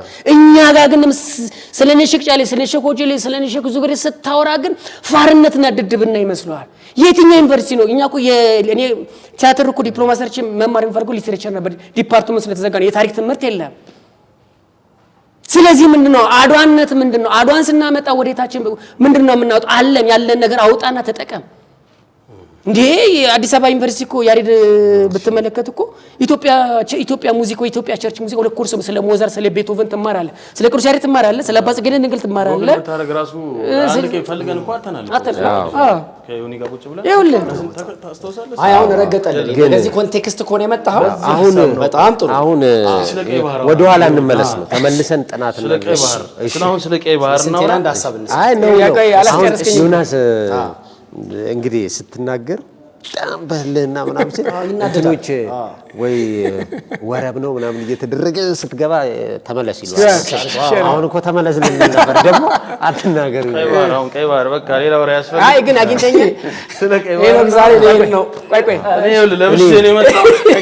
አይ ቆይ አግኝተኛ ላሳብ ካልተመለሰ ልመልስልህ። አይ ክርክራና ነው ቢላ ሐሳብ እንዳለ ግን መልሰልኝ ምን መሰለህ ሁሉም ደግሞ አንተ እንደምታስበው እንደተረዳኸው ደግሞ ሰውን ቢረዳህና ያን ነገር እንትን ቢል ደስ ይለኛል። ተቋማት ከሰራ ይደረጋል።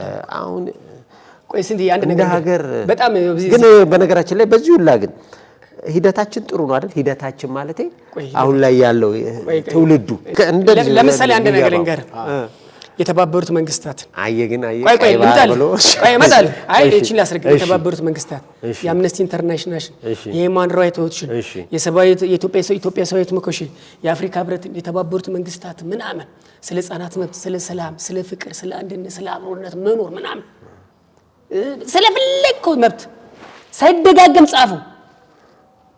ቺሊ ሚድ ሴኔጋል ሚድ ግብጽ ሚድ ካይሮ ሚድ ፓኪስታንም ሂንድ የፈለከው ዓለም ላይ ያለ ሰማይ መብት በጠቅላላ ብጽፈው 200 አንቀጽ ያው እንደው ስንታዩ 300 ላርገል ፍቅረ ማርያም 400 ላርገል እንደው 500 ጻፉ ልበል።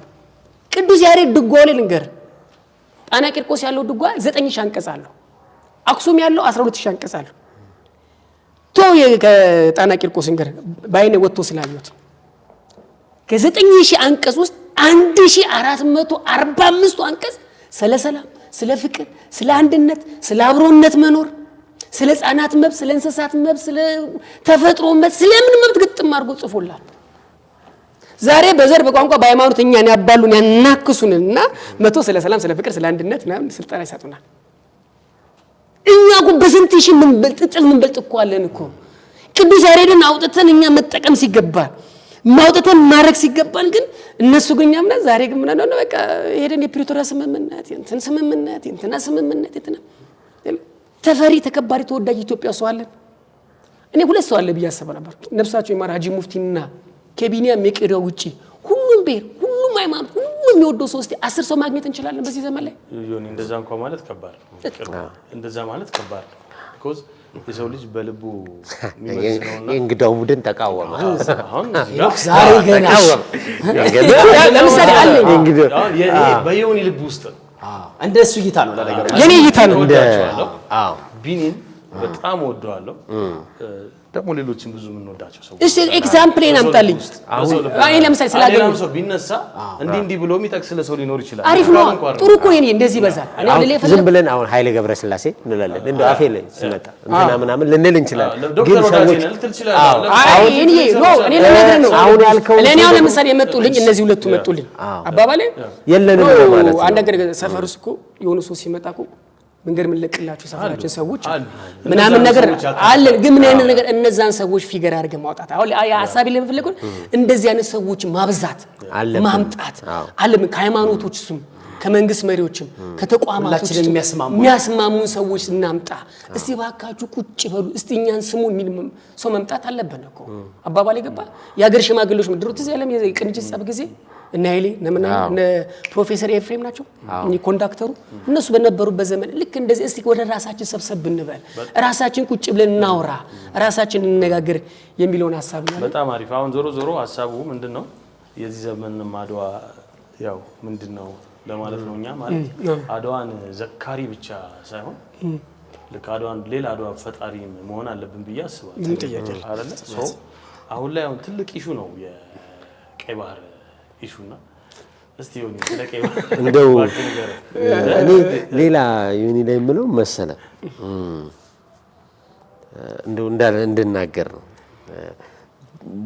ለምሳሌ ሃይማኖት ላይ ታሪክ ላይ ይሄው አድዋ ላይ እንትን ላይ ምንድነው አሁን ደግሞ ልናወራ ነው ምንድነው ቀይ ባህር ላይ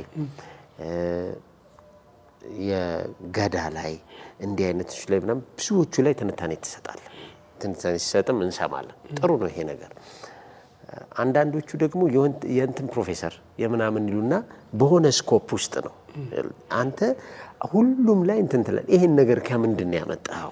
አሁን የሆነ ነገር ስናወራ ወይ በምንድን ነው ማለት ያን ደግሞ እንዴት ነው ይሄን ነገር እንዴት አገኘው? ባጭሩ እነዚህ ሁሉ ዕውቀቶች እንዴት ውስጥ ገቡ? አያይዘ ደግሞ ስለ ኢትዮጵያ ያንተ ኢትዮጵያ ደግሞ በጣም በሁሉም ነገር አንዴም ከአቤ ጋርም ተጣልታለ። በሁሉም ነገር እኔም ፍላጎት አለኝ። በሁሉም ነገር አንደኛ ነች። በምንም ነገር ሁለተኛውን አጣቀም። አዎ ይሄ እንደ ኢትዮጵያነት እኮ ምኞታችን ነው። ቦሬዋ የኔ ኢትዮጵያ የሚላት አለሽና እና ይወራል እኮ ሁላችንም ማለት አለበት። ያንተን ኢትዮጵያ አያይዘ አጠራ አድርገህ ተነግረናል። ወደ ጉዳዩ እንገባለን። ሶስተኛ እንትን ብለህ ነው በፊት አንድ ላይ ተምረንም የለ አንድ ክፍል ተያትልተው እና አድጋል እና እሺ ንገረኝ። ኦኬ እኔ ስንቴ ግን የሚመስለው አብረን ተምረን አንተ ታገኝ ግን ምን አድጋል። ሁለት ነገር ማንሳት ፈልገው ኢትዮጵያ ሂስትሪ ማጥናት ፈለኩ ሁሌ ለዋለውና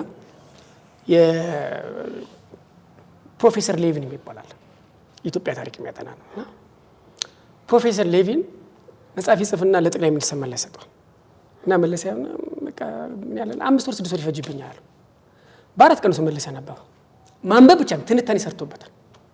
ከዛ በአምስተኛው ቀን ደውሎ ነው እንዲመጣ ያደረገው።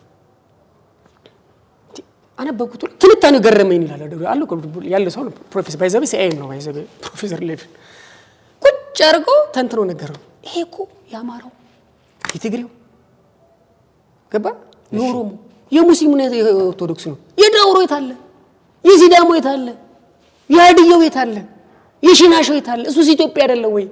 ኢትዮጵያ ላዋጥቷል፣ አድዋ ላዋጥቷል፣ በሀገር ግንባታ ላዋጥቷል። እሺ ኦኬ ስለዚህ ቢያንስ እንኳን ይላል አይደል 67%ን የኢትዮጵያ ሂስትሪ ለመንካት ፈለኩ። የከፋ ስልጣኔ ያለው አሁን የአክሱም ስልጣኔ የዛጌ ስልጣኔ የጎንደር ስልጣኔ ምናምን አለ አይደል ምናምን ነው ስልጣኔ የከፋ ስልጣኔ አሪሲው ስልጣኔ አልተጠናም። ስለዚህ የኔ ማጥናት ምን ፈለኩ ቢያንስ ኢትዮጵያ የሚባለውን ሂስትሪ 67%ን አንዳንዱን አድምጬው አንዳንዱን ቦፍ በረር አንዳንዱ ምናምን ነገር አድርጌ ለማስቀመጥ ያን ነገር ለማጥናት ስለሄድኩኝ ነው። ብዙ ነገር ለማምጣት ነው። ቢያንስ የዶክተር ሌቪን እና የመለስ ነገር ኢንስፓየር አድርጎኛል። ለምሳሌ ሁሉም ኢትዮጵያዊ ነው። አድዋን አነሳና ሁሉም ኢትዮጵያ ሄዷል፣ ሁሉም ሴቶች ሄዷል፣ ህፃናት ሄዷል፣ አካል ጉዳተኞች ሄዷል እንዳላል። ስለዚህ ሀገር ግንባታ የሱም ላደረገው ነገር ሊነገርለት ይገባል። አለው ስልጣኔ እያንዱ ባንዱ ደቡብ ብትሄድ እኮ እያንዱ ባንዱ የዘመን መለወጫ ግርማ ዳውሮ አለው፣ ወላይታ አለው፣ ሲዳማ አለው፣ በጣም ብዙ አለው አይደል? ስላለው ብዙ ነገር አለው። ስለዚህ የኔ ቦፍ በረር የነኳቸውም አለ አድምቼ የሚሰሯቸውም ነገሮች አሉ። 60 እና 70%ን ያለ መንካስ ለመንከር ስለማድረግ ነው። እዚህ ላይ ሌላው አሁን አንተ የታሪክ ተመራማሪ ነህ። ትልቅ የታሪክ ተመራማሪዎች የተደበቀንም ሚስጥር ያወጣሉ፣ አዲስ ጥበብ ይገልጣሉ፣ የራሳቸውንም ደግሞ አሻራ ያስቀምጣሉ። አንተስ በዚህ ረገድ ታሪክስ እንደዛ ነው? እሺ ታሪክ ራሱ የራሱ አጻጻፍ ብዙ ቴክኒኮች አሉ። እዚህ ጋር ስለሚሰፋ ምናምን ነገሮች አሉ። ለምሳሌ እኔ አባቶቻችን እንዳስተማሩኝ፣ አባቶቼ እንደጻፉልኝ፣ አባቶቼ እንደነገሩኝ በየገበሬው በየአርሶ አደሩ በየመስጊዱ በየቤተክርስቲያኑ እንደነገሩኝ እንዳስተማሩኝ ላይብረሪ ውስጥ የሙሉ ጊዜ ጻፊ ስለነበርኩኝ ላይብረሪ ውስጥ ካገኘኋቸው ሰዎች ከነሱ ጋር አድርጌ የራሴን መልከታ የራሴን ፍለጋ የራሴን አቅጣጫ አድርጌ ለማስቀመጥ ሞክራለሁ። እንትን ለምን እንደዚህ እንዳልኩት ታውቃለህ? አንዳንዴ ታሪክ ይታረማል። ለምሳሌ ግራሃም ሃንኮክ የጻፈው መጽሐፍ ላይ ታቦት ፍለጋ ላይ አለማየሁ ዋሴ እሸቴ አርሞታል። መጓ ላይ ልክ የአመታት ስለ ታቦት ተጽዮን ወደ ኢትዮጵያ የገባበትን ነገር ዓመተ ምሕረቱን ማለት ነውና ልክ እንደዚህ አይነት ነገርም በጣም ይኖርኛል። የኔ መጽሐፍ ላይ ብዙ ምናምን አልመሰለኝ። የኔ መጽሐፍ ጋሻቦነ አሻግሬ አዩትና ትልቅ 4 ቮሊዩም ነው ምናምን አዩትና ይሄ መጽሐፍ 70% አሪፍ ከሆነ ነገ በመመረቂያ ፔፐር በመጽሐፍ በምናም ሰዎች ይሞሉታል፣ ይሻሻላል፣ ታሪክ ያደርጋል። ሁለተኛ አርኪኦሎጂም ግኝትም ያመጣኛል። ሉሲ ሳትገኝ በኢትዮጵያ የሰው ዘር መገኛ ቢጽፍ ባይዘበ ጸጋይ ብሏል። ሉሲ ሳትገኝ ኢትዮጵያ የሰው ዘር መገኛ ነው ነበር ነጸጋይ ገብረመድህን። ልክ ነው። ምክንያቱም ከዛ ይታረማል፣ ይሞላል አለባችሁ ብዬ ማለት ይታረማል። አገሪቷም የተባላችሁ በታሪክ ላይ አይደለ?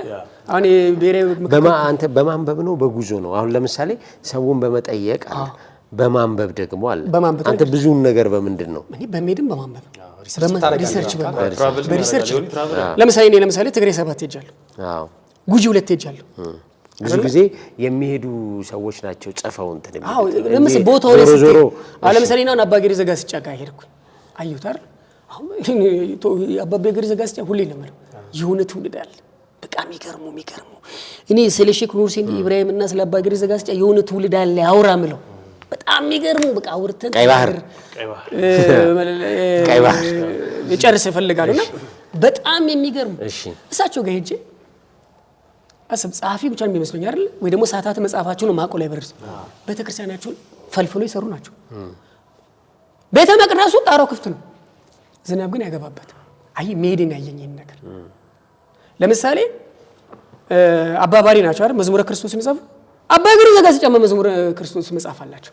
ብዙዎቻችሁ የምናውቀው አባባሪ ነው። እንደውም ዘ ፓሽን ኦፍ ዘ ክራይስት የሚለው መጽሐፍ ፊልም ራሱ ከአባባሪና ከአባገሪ ዘጋስጫ ሄደን ነው። አሁን እሳቸው 17 መጽሐፍቶቻቸውን የተገኙት ግን እስከ 40 መጽሐፍ አላቸው። የ36 መጽሐፍታቸውን በስም ለማስቀመጥ ሞክራለሁ። እነዛን ለማግኘት የሞከርኩት ምን በሜዴ ነው። ስለዚህ ሼክ ኑር ሁሴን ኢብራሂም ሲሄድ ለምሳሌ በጣም ወዳቸው እነ ዩሪፒዴስ፣ እነ ሶፎክለስ፣ እነ አሪስቶትል፣ እነ ፕሉቶ፣ እነ ሆሜር ምናምን ከጻፉት ፍልስፍና በላይ እሳቸው ጋር ግን ኦራል ሊትሬቸር ነው።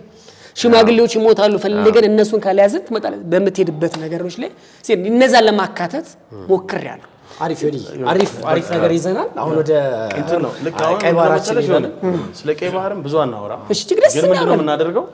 ጥቅልል አድርገህ ቀይ ባህርን ሌላም ጥያቄ አንጠይቀው አይደል ነው መጠየቅ ይችላልላችሁ ነው አይ ነው ቀርባችሁ አንተ ለመሰለ ከኛ የተሻለ ያው ተዘጋጅተህም ኦብቪየስሊ ምን ማመን ያስፈልጋል ገባ ልክ እኔ አንተ ጋር ያንተ ጸጋ እኔ ጋር የለም አረኝ ምን እንት ይሁንና ምን ገባበት መንገድ ግን እየተስተካከለ አዎ ስለዚህ ይሁን አሁን ጥቅልል አድርገውና እስኪ ስለ ቀይ ባህር ነገር አሁን ቀይ ባህር ማለት የምስራቅ አፍሪካ ፖለቲካ ኢሹ ነው እኔ ደግሞ በጣም ነው የምወደው የምስራቅ አፍሪካ ፖለቲካ ማጥናት ማንበብ በጣም ደስ ይለኛልና ምንም ጥያቄ የለውም ኢትዮጵያ ለዘመናት ለምሳሌ ከንጉስ ሰብታ እስከ ቀዳማዊ ኃይለ ሥላሴ ብንመለከት የ4500 ዓመት ታሪክ አላት 320 ምናምን ነገስታትን አንግሳለች እኛ ፖለቲካ የሚለው ቃል ለኔ አይመቸኝም እኔና ዶክተር መስከረም ልጅሳ በዚህ እንስማማለን በረም ነው የምንገባው አገረ መንግስት በሚባል ፖለቲካዎች የመራቢያን ሐሳብ ስለሆነ አናድግበትም ምናምን ነገር ሚጠቅመንን ከፖለቲካ ወስደ ደግሞ ከሀገረ መንግስት ደግሞ ኢትዮጵያ ከመጣችበት ተጠቅመን ሚክሲድ አድርገን ከሀገር በቀል እውቀቶች ጋር ግን ነው ኢትዮጵያዊ ስሬት መስራት አለብኝ ብዬ አስባለሁ ሌላ አጀንዳ ነው ከመደመር መጽሐፍ ጋር ብዙ ነገርም ስለሚኖረው የጎደሎም የሞሎም ነገርም ስላለው ማለት ነው ቀይ ባህርን ስናስበው በዚህ በተወሰኑ አመታት ውስጥ ኢትዮጵያ ከቀይ ባህር ርቃለች ብላል አፄ ዮሐንስ ይችላል የኢትዮጵያ ድንበር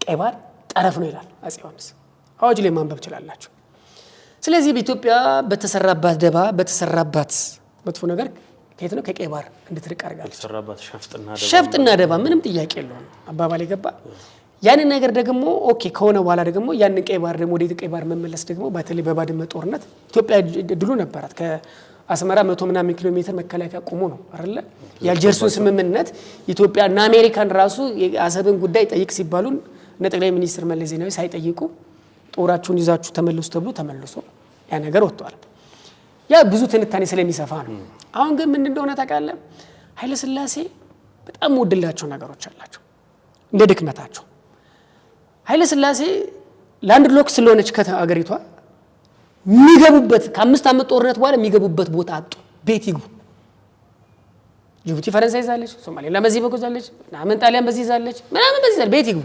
በሱዳን በኩል በመሬት ነው በኦሜር ላይ ገቡት ይዛ በጣም ቁጭት ነበረባቸው ከዛ በኋላ መጡና ኃይለ ሥላሴ ልክ እንደገቡ በጣም ጎበዝ በጣም አንበሳ እነ ከተማ ይፍሩ እነ ዶክተር ምናሴ ምናምን ቀላል ዲፕሎማቶች እንዳይመስሏቸው አክሊሉ ሀብተወልድ ነው ብዙ እና አክሊሉ ሀብተወልድ በጠቅላላ እነሱ ከነሱ ጋር የነበሩት ዋናዎቹ ነው እና አክሊሉ ሀብተወልድ ምናምን ነው ከዛ በኋላ ቀጥታ ጣሊያን ሄዱት ነው ወደ ጣሊያን ሄዱት እባካችሁ ሐሰብን ስጡኝ እኔ ነው ምናምን ብሎ ነበር ኃይለ ሥላሴ ያናረጉት ጣሊያን ደርሶ ከመጡ በኋላ ግን ሐሳባያን ናቸው እኔ በጣም ሐሳባያን በጣም ነው የምወደው ለምንድነው ለምንድነው ኤርትራን ማንቀላቅለው በባህልም በሃይማኖትም በዘርም በመዋለድ በመጋባትም ለሺ አመታት አብራን የኖረች ሀገር ነች ይሄ በቀኝ ግዛት በተሰራ ደባ ነው እንደዚህ ሆኖ ለምንድነው ኤርትራንን ማንጠይቀው ትልቅ ታስብና ትንሹን ትይዛለ ትልቁን ትሞክራለ እድለ አስጨራስ ዲፕሎማሲ ስራ አድርገው ኤርትራን በ1952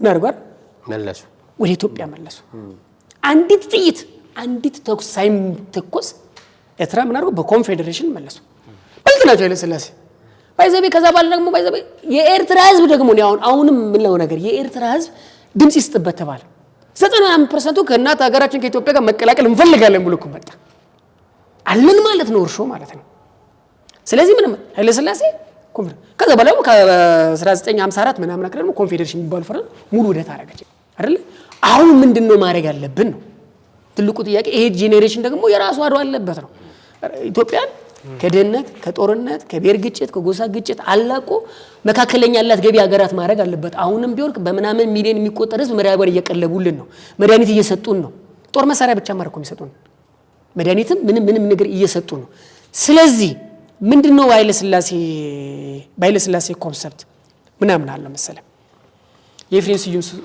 ግጥም ካወቃችሁ ባክኔና አንተ አንዱ ሙት የሚል ግጥም አለ አንድ ቤተክርስቲያን አስቀድሰን አንድ መስጊድ ሰግደን ምናምን ይላል አይደል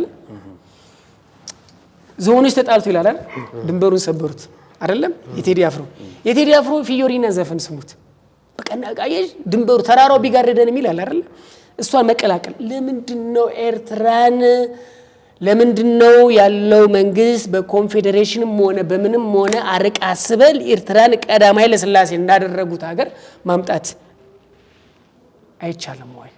አሁን ሊያመጣው አይደለም እንዴ? ኖ አሁን ጥያቄያችን ያሰብ ጥያቄ ነው። አባባሌ ግን ነው አገሯን ኤርትራን ራሱ አይርላንድ እና ዌልስ እኮ የግሬት ብሪቴን ኤርትራን ራሱ በኮንፌዴሬሽን የህዝቡ ፍላጎት አለ። የህዝቡ ሪፈረንደም ተደርጎ አይደል እንዴ? ኦሬዲ እነሱ ልዩነት የሚያመጡት መጀመሪያ ከዛ በኋላ ነው ልንገደው። ከዛ በኋላ ሪፈረንደም እኮ ሲመጡና ባርነት ይሻላል ነፃነት ይሻላል ተብሎ እኮ ነው ቮት እየተደረገ የሰጡት እኮ የውሸት ምርጫ ነው የተደረገው እኮ። አይ እኔ እሱ ነው ኦሬዲ አሁን ይሄኛው ነገር ፖለቲካ ነው የሆነ ነገር ነው። ግን ምን ከመታቆሱ ስንት አሁንም በሊግ ኦፍ ኔሽን ይምጡ ነው። እኔ በኮንፌዴሬሽን ይኸውልህ ምን መሰል ስንት እንደ ሥላሴ ይምጡ የህዝቡን ፍላጎት መቀላቀል ነው ብለህ ነው የምታስበው? እኔ መሰል ይኸውልህ የዛን ጊዜ በተደረገ ለምሳሌ የዛኔ የህዝቡ ይፈልግ ነበር፣ በጣም ፈላጊ ኢትዮጵያ ጉልበት ነበራት፣ የሆነም ነገር ነበረ፣ የውጮችን መቀላቀሉን ይፈልጉ ነበር። አሁን ደግሞ የኤርትራም ህዝብ ወደ ኢትዮጵያ የመቀላቀል ኢንተረስት አለ ወይ? አንድ እሱ ጥያቄ እሱ ጥናት ይፈልጋል። ሁለተኛ ነገር ደግሞ ይኸውልህ ለምሳሌ ስላሴ በዛን ጊዜ ሲመጣ ግብጽ በጣም የሚገርማችሁ ነገር ለኤርትራ ለኔ ትገባኛለች ብላለች። ኤርትራ ለኔ ትገባኛለች ብላለች እኮ በለሰለ ሱዳንን የሚያክል በአፍሪካ ትልቁ ሀገር ዘላ መጣ። እነሱ እንኳን በሃይማኖት በባህል በካልቸር በምን የማይዋዳጩ የማይመሳሰሉት እንኳን ግብጽ መጣ እንኳን ኤርትራ ለኔ ትገባኛለች ብላ እኮ ጥያቄ ላይ ቅንድብ የላቸው በነገራችን ማለት ነው። ምንም ነገር በነገራችን የዓለምም ታሪክ ጉልበት ካለ ታደርጋለህ ካለለ ዓለም የጉልበተኞች ነች ተባባለ። ሌላው ግን የሆነ ፖርት ማለት ነው ፖርት የማግኘታችን ጉዳይ ማለት ነው። የኛ የምንጠይቅበት መንገድ አሁን ቀይ ባህር የምንወስድበት መንገድ ተገቢ ነው። አንደኛ እሱ ነው የምንጠይቅበት መንገድ አስፈላጊ ሆኖ ስለተገኘ ከሱ ውጪ እስካሁንም እንደውም በጣም ሌት ነን ይሄን ለመጠየቅ። ግን ማለት ነው ፖርት ማግኘት ማለት ጥቅሙ ከዚህ ከግብይቱም በዘለለ ማለት ነው ከሴኩሪቲ እና ከሚስተር ያለንን ኃይል አንተ የምታስበው ለምሳሌ እያንዳንዱ ኢትዮጵያ ማለት በዚህ አሰብ ከሄደ በኋላ ኤርትራ ከተገንጠች በኋላ 56 ቢሊዮን ዶላር ወጪ አውጣች በአንድም በሌላ መንገድ ኢትዮጵያ አውጣች። ስንት አባይ ይሰራል፣ ስንት ትምህርት ቤት ይገነባል፣ ስንት ዩኒቨርሲቲ ይገነባል፣ ስንት ውሃ ጉድጓድ ይገነባል። ሌላው እንዳለ ሆኖ እያንዳንዱ ኢትዮጵያዊ በአመት ከ35,000 ብር በላይ ወጪ ያገኛል። ሁለተኛ ፖርት ምን አይነት ነገር አለው? አገር የራሷ ሚስጥር አላት። አንተ ስንታዩ ከሚስት ጋር ሚስጥር ያለ እኔ ከገርልፍሬንድ ጋር ሌላው የራሴ ሚስጥር እኮ አለ። አገር የራሷ ገበና አላት። የምትልካትን እያንዳንዷን ሰሊጥ፣ የምትልካትን እያንዳንዷን ቡና፣ እያንዳንዷን የምታስገባትን እቃ የጅቡቲ መንግስት ሪፖርት አድርጋ ነው የምታስገባው። ቱርክ ለኢትዮጵያ 200 ታንክ ብትረዳ የጅቡቲ መንግስት ታጋለጠ ማለት እያንዳንዱ ገበና ውጪ ነው ያለው። አገር ትልቅ ገበና አለው። የሚታይም የማይታይም ገበና አለ። ኢኮኖሚ በአመት አሁን የኢትዮጵያ መንግስት ተነስቶ በአመት 501 ቢሊዮን ምናምን 10 ቢሊዮን ዶላር ሸቀጥ ቡና ሽጫለሁ ሰሊጥ ሽጫለሁ ሚስጥር መሆን አለበት። አባባ ጅቡቲ መንግስት አይ ይሄ ውሸት ነው ከፈለክ 8 ቢሊዮን ነው ትላለች፣ ቆጥሬዋለሁ ትላለች። መብት የለም። ሁለተኛ ነገር ለምን አይነት ነገር መሰለ አይውል ዓለም የጉልበተኞች አይደለሽ። ዓለም ባይዘብኔ ፑቲን በጣም ከመወደለት ነገር ልክ እስራኤል ጋዛን ስትወር የተባበሩት መንግስታት ፌል ያደረገ ድርጅት ነው። ይሄን ያህል ህጻናት ተፈናቀለ፣ ይሄን ያህል ትምህርት ቤት ወደመ፣ ይሄን ያህል ሰው አስተካከለ ከምግባር ጋር አድርጋ እንጂ ጦርነት ማስቆም አቅም የለው። ስለዚህ ዓለም ባይዘበይ የጉልበተኞችና የመናምን ሀገሮች ስለሆነ ጅቡቲ በሆነ በመራቢያን ተጽዕኖ ተነስታ ከዛሬ ጀምሮ ፖርት አልሰጥም ብትልስ እኛም ያው አባባሌ ገባ ነው አልሰጥም ብትል ሁሉም ነገር በአውሮፕላን ነው የምታስቀጣለች እና ሁሉም ነገር በአውሮፕላን አይደለም የሚያስፈልገው ተሰረ ነገር ነው አገብቷል። ስለዚህ አትልምም አልሰጥም የሚፈልጉት ነገር ብዙ ነገር አይደለም። ዓለም ግን እንደዚህ አይደለም። ቆይ እንደዚህ ነው እንጂ በጉልበት መስት እና እሺ አንድ ጊዜ መለስ ሴኮቶሬ ነው የነገረኝና ሳንፈልግ የምንፈርማቸው ውል አለ ይላል። ለምሳሌ ኢትዮጵያ ሴኮቶሬ ማን ነበር? የህወሓት ቃል አቀባይ ነበር። ከዛ በኋላ አንድ ጊዜ እንዴት ወስድና ለምሳሌ ኢትዮጵያ ለጅቡቲ ፉር ትልካለች፣ ጫት ትልካለች፣ whatever ትልካለች። ኢትዮጵያ $300 ሚሊዮን ታገኛለች። አንዱ ባለ ጉልበተኛ ሀገር እንደገና $1 ቢሊዮን እሰጣለሁ ለጅቡቲ አትሽጥ ይላል። ዶላር ስለምፈቃልክ ማለት ጅቡቲኛው $2 ቢሊዮን ወደብ ልንከፍል ይችላል። የሆነ ሀገር መጥቶ እኛ መጥቶ $5 ቢሊዮን እሰጣለሁ ቢላትስ? ይሄኛው የዓለም አሰራር እንዲህ ነው። እንካ በንካ ነው። ምን ማድረግ አለበት? ወረቀት ላይ ስትመለከተው አንድ ሀገር ፖርት ከሌለው ጎረቤቱ ሀገር ፖርት የማግኘት ምናምን ይላል። የምናምን ይጋል አሁን እኮ ህጉ ምንድነው? አሁን ሶሉሽን መደረግ አለበት ላይ የተመሰረተ ነው የሚያስገድድ ግን አይደለም። ይኸውልህ ህጉ ይኖራል ልትገደድ ይችላል ስትል ይላል አይደል? ግን ዓለም ግን የተጽኖችና የጉልበተኞች ሀገር ትሽሯል። ህጉ እኮ ወረቀት ላይ አለ። ሁሉም ነገር እኮ ለምሳሌ የአምነስቲ ኢንተርናሽናል ምናምን ነገር ወረቀቱ ያምናል ምናምን አለ። ጋዛ ላይ ሁሉ ሲያርቅ አሉ ለምን ዝም አሉ? አባባል ገባ ፔፐር ከማውጣት አሁን ሞቷል እንትና ሞቷል ሪፖርት ከማቅረብ ውጪ ታነባለህ እኮ ትክክለኛ ሐሳብ ነው። ስለዚህ የኮንቴክስታችን ብዙ ሳንረዳ አስቤ ነው መሰለ እንትኑ ላይ አሁን ፖርት በሚወሰድ ጊዜ ስፔሻሊ የአፍሪካ ፖርቶች አካባቢ ምን ይታያል? የሆነ አያላን ሀገር ደግሞ አብሮ የመሆን ነገር ይታያል። ኦሬዲ አንድ ሀገርን የሆነ ሰው በራሱ ሄዶ ፊክስ የማድረግ ነገር የለም። ይኸውልህ ያንድ ባንዱ ሀገር ላንተ በሰባዊነት ተነስቶ መድኃኒት ምናምን ይሰጡ ይችላል። ያንድ ባንዱ ነገር ሲቀርብ ከናሽናል ኢንተረስት ጉዳያቸው እኔ ኢትዮጵያ አሰብንም ሆነ ኤርትራን በኮንፌዴሬሽን ለማምጣት ስትፈልግ ከኢትዮጵያ የሚፈልጉት ጉዳይ አለ። አሜሪካ የምትፈልገው አለ፣ ፈረንሳይ የምትፈልገው አለ፣ ጣሊያን የምትፈልገው አለ፣ እስራኤል የምትፈልገው አለ፣ ኢትዮጵያ በብትፈልገው አለ። ለምሳሌ ግብጽም ለኤርትራ ስትደግፍ የምትፈልገው አለ፣ ሳውዲ አረቢያ ኤርትራን ስትደግፍ የምትፈልገው ነገር አለ። ሁሉም ከብሔራዊ ጥቅም አንፃር ነው የሚወደው። አንተ ለብሔራዊ ጥቅማቸው ምን ያህል ትመቻለህ ነው ትመቻቻለህ ወይ ነው። ኢትዮጵያም ለሌላ የሆነ ነገር ስታደርግ እንደዛው ነው። ተቀበሉ ሰተ ያንድ ባንዱ ነገር ሰተ ነው። በሰባዊነት የሚሰጡ ነገር አለ። መድኃኒት ይሰጡናል፣ ምግብ ይሰጡናል፣ whatever ሰባዊነት ሰምቷቸው ይሰጡናል። ከዛ ወዲህ ግን በናሽናል ኢንተረስት ጉዳያችን ላይ ምንድነው የምትሰጠን? ምንድነው የምታረጋለን? ወደድንም ጠላንም ዞሮ የቀይ ባህር ጉዳይ የሰውን ነገር አይደለም እየጠየቅን ያለ ነው። የራሳችንን ነገር ይገባናል። ምንም ጥያቄ ያን ደግሞ በእንትን መጠየቃችን ጥሩ ነው። ይኸውልህ በዲፕሎማሲ ትጠይቃለህ። በጣም ይኸውልህ ዲፕሎማሲ እኔ ምን አስባለሁ ተሞክሯል ባይዘው በጣም ብዙ ማለት አሁን እኮ የኢትዮጵያ መንግስት እየሞከረ አይደለም፣ በጣም እየሞከረው ዲፕሎማሲ ምን አለ ግን ምን እንደሆነ ታውቃለህ? የኤርትራ ስለ ልቦናው ምንድነው ምናምን ሐሳቡ ምንድነው? የኤርትራ መንግስት ምንድነው ሐሳቡ? አሁን ያለው መንግስት ምንድነው? ከዋይ ደግሞ ምን አለ መሰለህ ቀለብ ሰፋሪዎች ሀገራት አሉ። ይሄን ተሳሳተ አይደለ? በእያንዳንዱ ሀገር ጦርነት ላይ ቀለብ ሰፋሪና ቀለብ አጫጫጫሽ አለ የሚሰጡ ነገሮች። የግብጽ ኢንተረስት ምንድነው? የሳውዲ አረቢያ ኢንተረስት በኤርትራ በኩል ምንድነው? በኢትዮጵያ በኩል የነ እስራኤል እና አሜሪካ እና ምናምን ጣሊያን ምናምን ነገር ምናምን ፍላጎታቸው ምንድነው? ምን ቢሆን ጥሩ ነው? ጥሩነቱ ምን ዝለም ኃይለ ሥላሴ ያደረጉት የኤርትራ ህዝብ የኢትዮጵያ ህዝብ ዊን የሚያደርግበት ነገር ማግኘት ሰው አይሞት ነው። የመጨረሻው እኮ ነው አድዋ እኮ ብለው ደብዳቤውን ቀዶ በአድዋ ታስከብራለች ምናምን ብሎ በጣም እኮ ብዙ ዲፕሎማሲ አድርገውታል። ታሟል እኮ ዝም ብሎ በአንድ ቀን የመጣ ነገር አይደለም። ዲፕሎማሲ ሄዶ ነው። ለምሳሌ መንግስቱ ኃይለማርያም እኮ ዚያድ ባሬ መጥቶ እዚህ ናዚ ድረስ የኔ ግዛት ነው ሲል እኮ ጅቡቲ ላይ እና የመን ላይ በጣም ድርድር ተደርጓል እኮ አባባል ገባ። በቃ ታላቋን ሶማሌ መፍጠር ነው አላማ ምናምን የመጨረሻ እኮ ደረጃ ሲደርስ ልታረጋ እንጂ በሰላም ቢያልቅ ግን በሰላም ለማድረግ ለአስጨራሽ ጉዳይ ነው ማድረግ ነው። አንዳንድ ጊዜ አይኖርም። አንዳንድ ነገሮችን ለምሳሌ ወቅታዊ ነገሮች በሰላም ትሞክራለህ፣ ግን አንዳንድ ነገሮች ደግሞ ጊዜ ላይ ሰጥ ይችላሉ። የዛም ሀገር ነባራዊ ሁኔታ ነው። የዓለም ጂኦፖለቲካ ያለበት አሁን ዓለም ያለችበት ነባራዊ ሁኔታ ምን ላይ ነች? ዓለም አሁን የዩክሬን ጦርነት አለ፣ የታም ጦርነት አለ፣ ምን ዓለም በየጦርነቱ አለ። እሱ ያለ ድጋሚ ኢትዮጵያ ጦርነት አሁን ደግሞ ከዚህ ከ2000ዎች እንደ አውሮፓውያን አቆጣጠር ጦርነት በጣም ከባድ ነገሩ ምን እንደሆነ ተቃል ባጭር የምትቋጨው ጉዳይ አለ። አሜሪካን አፍጋኒስታን ውስጥ ገብታ 20 ዓመት ነው የፈጀባት። እስራኤልን ተመልከታት።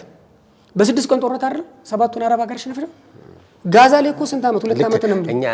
እኛም እኮ በ6 ሰዓት ጦርነት ነው ያሸነፈው። አሁን ጦርነቶች ምን እንደሆነ ታውቃለህ? ወቅታዊ ነገሮቻቸው የቶሎ ጅምር እያሉ ያለቁ አይደለም። አሁን የዩክሬን እና የራሻ 4 ዓመት ፈጅቷል። አሁን ራሱ ያልተጠናቀቁ ነገሮች አሉ። ጦርነትስ ባደረግ እንዴት ነው ባጭሩ መቅጣችሁ የምትችለው የሚለው ራሱ ብዙ ነገር አለ። እንደ አፍሪካ ግን ትመኛለህ ጥይት ሳይጮህ የሆነ ነገር የሚደረግበት ጊዜ ቢመጣ ትመኛለህ። እሱ ነው የምመኘው። ግን አንዳንዴ ደግሞ ላኪ ነው ዓለም የጉልበተኞችም ናት። እኔ ደግሞ አሁን የሚመጣው ትውልድ አለ አይደል? ለሱ ደግሞ ላኪ ነገር ይመስለኛል። ለምሳሌ የሆነ አባይ የመገንባት ነገር አለ፣ የሆነ ነገር አለ። እነዚህ ስታይ እነዚህ ሰዎች ምናምን ትላለህ። በኤርትራ ወገን ስታይ ደግሞ አንድ እሷ ነች መሰለኝ ያለቻቸው እሱንም ዲፕሎማሲውን የሆነ ነገር ማለት ኤርትራ ያላት ግን እንትን እናድርገው ማለት ከህዝቡ ጋር አይደለም እንትኑ አሁን ያው የህዝብ ጥያቄ ነው። ፕሮግራም ኤርትራኖችም ሊኖሩ ይችላልና ልክ ይሄ የፍቅር ባንድነት የራስዴሞን ጉዳይ ሳይሆን ፍትሃዊ ሆኖ ሀሳብን የመግለጽ ኦልሬዲ ሚቹዋል ነገር ነው ኦልሬዲ ያለው። እዛም ያሉት ከኛ ጋር ስንት ዋልደው ስንት የኖሩ ህዝቦች ናቸው። ከዚህ ተዋልደናል፣ ምንም ጥያቄ የለም። እነ ባሻውሎን እኮ ስለላ ሲሰሩልኝ የነበሩት ሰውዬ እኮ አድዋ ላይ ትልቅ ሮል ያለው ባሻውሎ የመሰልኩ ኤርትራዊ ነው። ላይ ባሻውሎ የሚገርማችሁ በ1902 ነው የሞቱት። የሚገርም ነገር ጣሊያን መጀመሪያ ኢትዮጵያ ሲገባ የባሻውሎን ዘር ለቅሞ ነው የጨረሰው። ፍጅት አንዲት ዘራቸው እንዳይቀር አድርጎ ነው በቂም በቀለኝነት የተበቀላቸው። ከ40 ዓመት አስቡ። ኤርትራ እንዴት ልኛል ኢትዮጵያ ነው ልቻ ነው ባሳሎን ብናስባቸው እና ባካችሁ እንተዛዘናል ነው እንጂ ሌላ ፍቅራችን ነው። አንድ ላይ እንኑር፣ ጦርነት ያስፈልጋል። አብረን እንብላ፣ ተንፈስን በል ነው እንጂ አብረን እንኑር። አዎ እኔ የምለው መሰለህ አብረን እንኑር። እኛም በሃይማኖትም በባህልም በሴትም በብዙ ሺህ ዓመት አብረን እንኑርና በኮንፌዴሬሽን ሆነ እንደ ሀገርም ሆነ መሬትም ተሰጣተንም ሆነ በገንዘብ እንደሚባለው ኤርፖርትንም ሰተም ቢሆን መሬትም ሰተም ቢሆን ዳሴው ግድብ ላይም ከፈለክ ሼር አድርገን ምናምን ብቻ ጦርነት ሳይኖረን ግን ሁላችንም ኤርትራውያን እኛም ኢትዮጵያዊን ጦርነት ሳይኖር ግን ተስማምተን የምንኖርበት ሀገር ነው። አሁን ራሱ እንዳው ነው። ኤኒዌይስ ዮኒዬ እውነት ስለመጣ ደስ ብሎናል። አንድ መጨረሻ ቀረ የምትለው ብንልህ አንልም እንጂ እውነት ደስ በጣም ቆይታ ነበር። ምክንያቱም እኛም የአድዋን በዓል ምክንያት በማድረግ ሳንዘክር አናልፍም ማለት ይሁን ያው አንተን ጠራን፣ ምክንያቱም ስለምናከብር አንተም ደግሞ ወርቅ ጊዜን ሰውተህ ስለመጣልን በሌላ መልክ ፕሮግራምና በኢሳቅ መዝናኛ ዩቲዩብ ቻናል ፋሚሊዎች ስም እንዲሁም አሉ የእንግዳው ቡድን ከፊት ያፈጠጡም አሉ። ሄኖክ ዛሬ ሌላ መልክ ምናምን ነበር የምትለው በሌላ መልክ እንቅልፍ አልተኛ። በጣም ነው የማመሰግነው እናንተም ስለጋበዛችሁ ጊዜ ይስጣለሁ። ምንም ጥያቄ የለም፣ ሊወራ የሚገባው ነገር ነው። አሁንም ቢሆን አድዋ 0.1% ያልተወራለት ያልተነገረለት ያልተጻፈለት ፊልም ያልተሰራለት ሙዚቃ ተሞክሯል እኮ ጂጂ ቴዲ አፍሮ እና ጋሽ አባተ እና ኤሌም ገሪማ ሞካክሯል አይደል? ለዳኛው ዓለም ምናምን ብዙ ነገር ለማድረግ ሞክሯል። ግን ብዙ ሊኖርበት የሚገባ በእያንዳንዱ ህይወት ውስጥ በእያንዳንዱ ቤት ውስጥ የሚገባው ነገር ዛሬ ኢትዮጵያዊ ናሬሽን ኢትዮጵያዊ ትርክት ኢትዮጵያዊ ነገር ለምንፈልገው ነገር እንደ አድዋ ትልቅ ዓለም እርሾ የሌላት ነገር ግን ያለን ነገር በአግባቡ ያለወቅ ነው ባለአግባቡ የሌለን ነገር ግን እንዲኖረን የሚኖር ነገር እያንዳንዳችን ልናደርግበት አሁን ካለንበት ትርምስ ካለንበት ጦርነት ልንወጣባቸው ከምንችልባቸው ትልቅ እርሾች ውስጥ እንደና አድዋ አይነት እርሾች አሉና ስለጋበዛችሁን ያመሰግናለሁ። ሁሉ ጊዜ ካሜራማኖች ሰላመሰግን ኤዲተሮችን ስቱዲዮም ምናምን ያሉትን ሁላችሁም እግዚአብሔር ይስጥልኝ። የሰማነው በልቦናችን ያሳድረን። እኛ ነው ምንም አለፍከን እነሱ ነው ይገፉ። ሌላ ጊዜ እንተራረማና እናንተም አመሰግናለሁ። እንግዲህ ውድ ፋሚሊዎቻችን እውነት ከልብ እናመሰግናለን። ቻናላችንን ሰብስክራይብ፣ ላይክ፣ ሼር በማድረግ ሀሳብ አስተያየታችሁን ስጡን። ምክንያቱም የእናንተ ሀሳብና አስተያየት ለኛ የጀርባ አጥንት ይሆነናል፣ ለወደፊትም ኃይል ይሆነናል አይደል? እንግዲህ የዮርጃሜን ሆቴልን ትልቅ አዳራሽ አላቸው። ለሰርግም ለተለያዩ ፕሮግራሞች የሚሆን አዳራሽ አላቸው። ቆንጆ ሆቴል አላቸው። በጥሩ መስተንግዶ ይቀበሏቸዋል። ስለዚህ መጥታችሁ ተጠቀሙ እንጋብዛለን። በሚቀጥለው ፕሮግራም እስከምንገናኝ ሌላ መልክ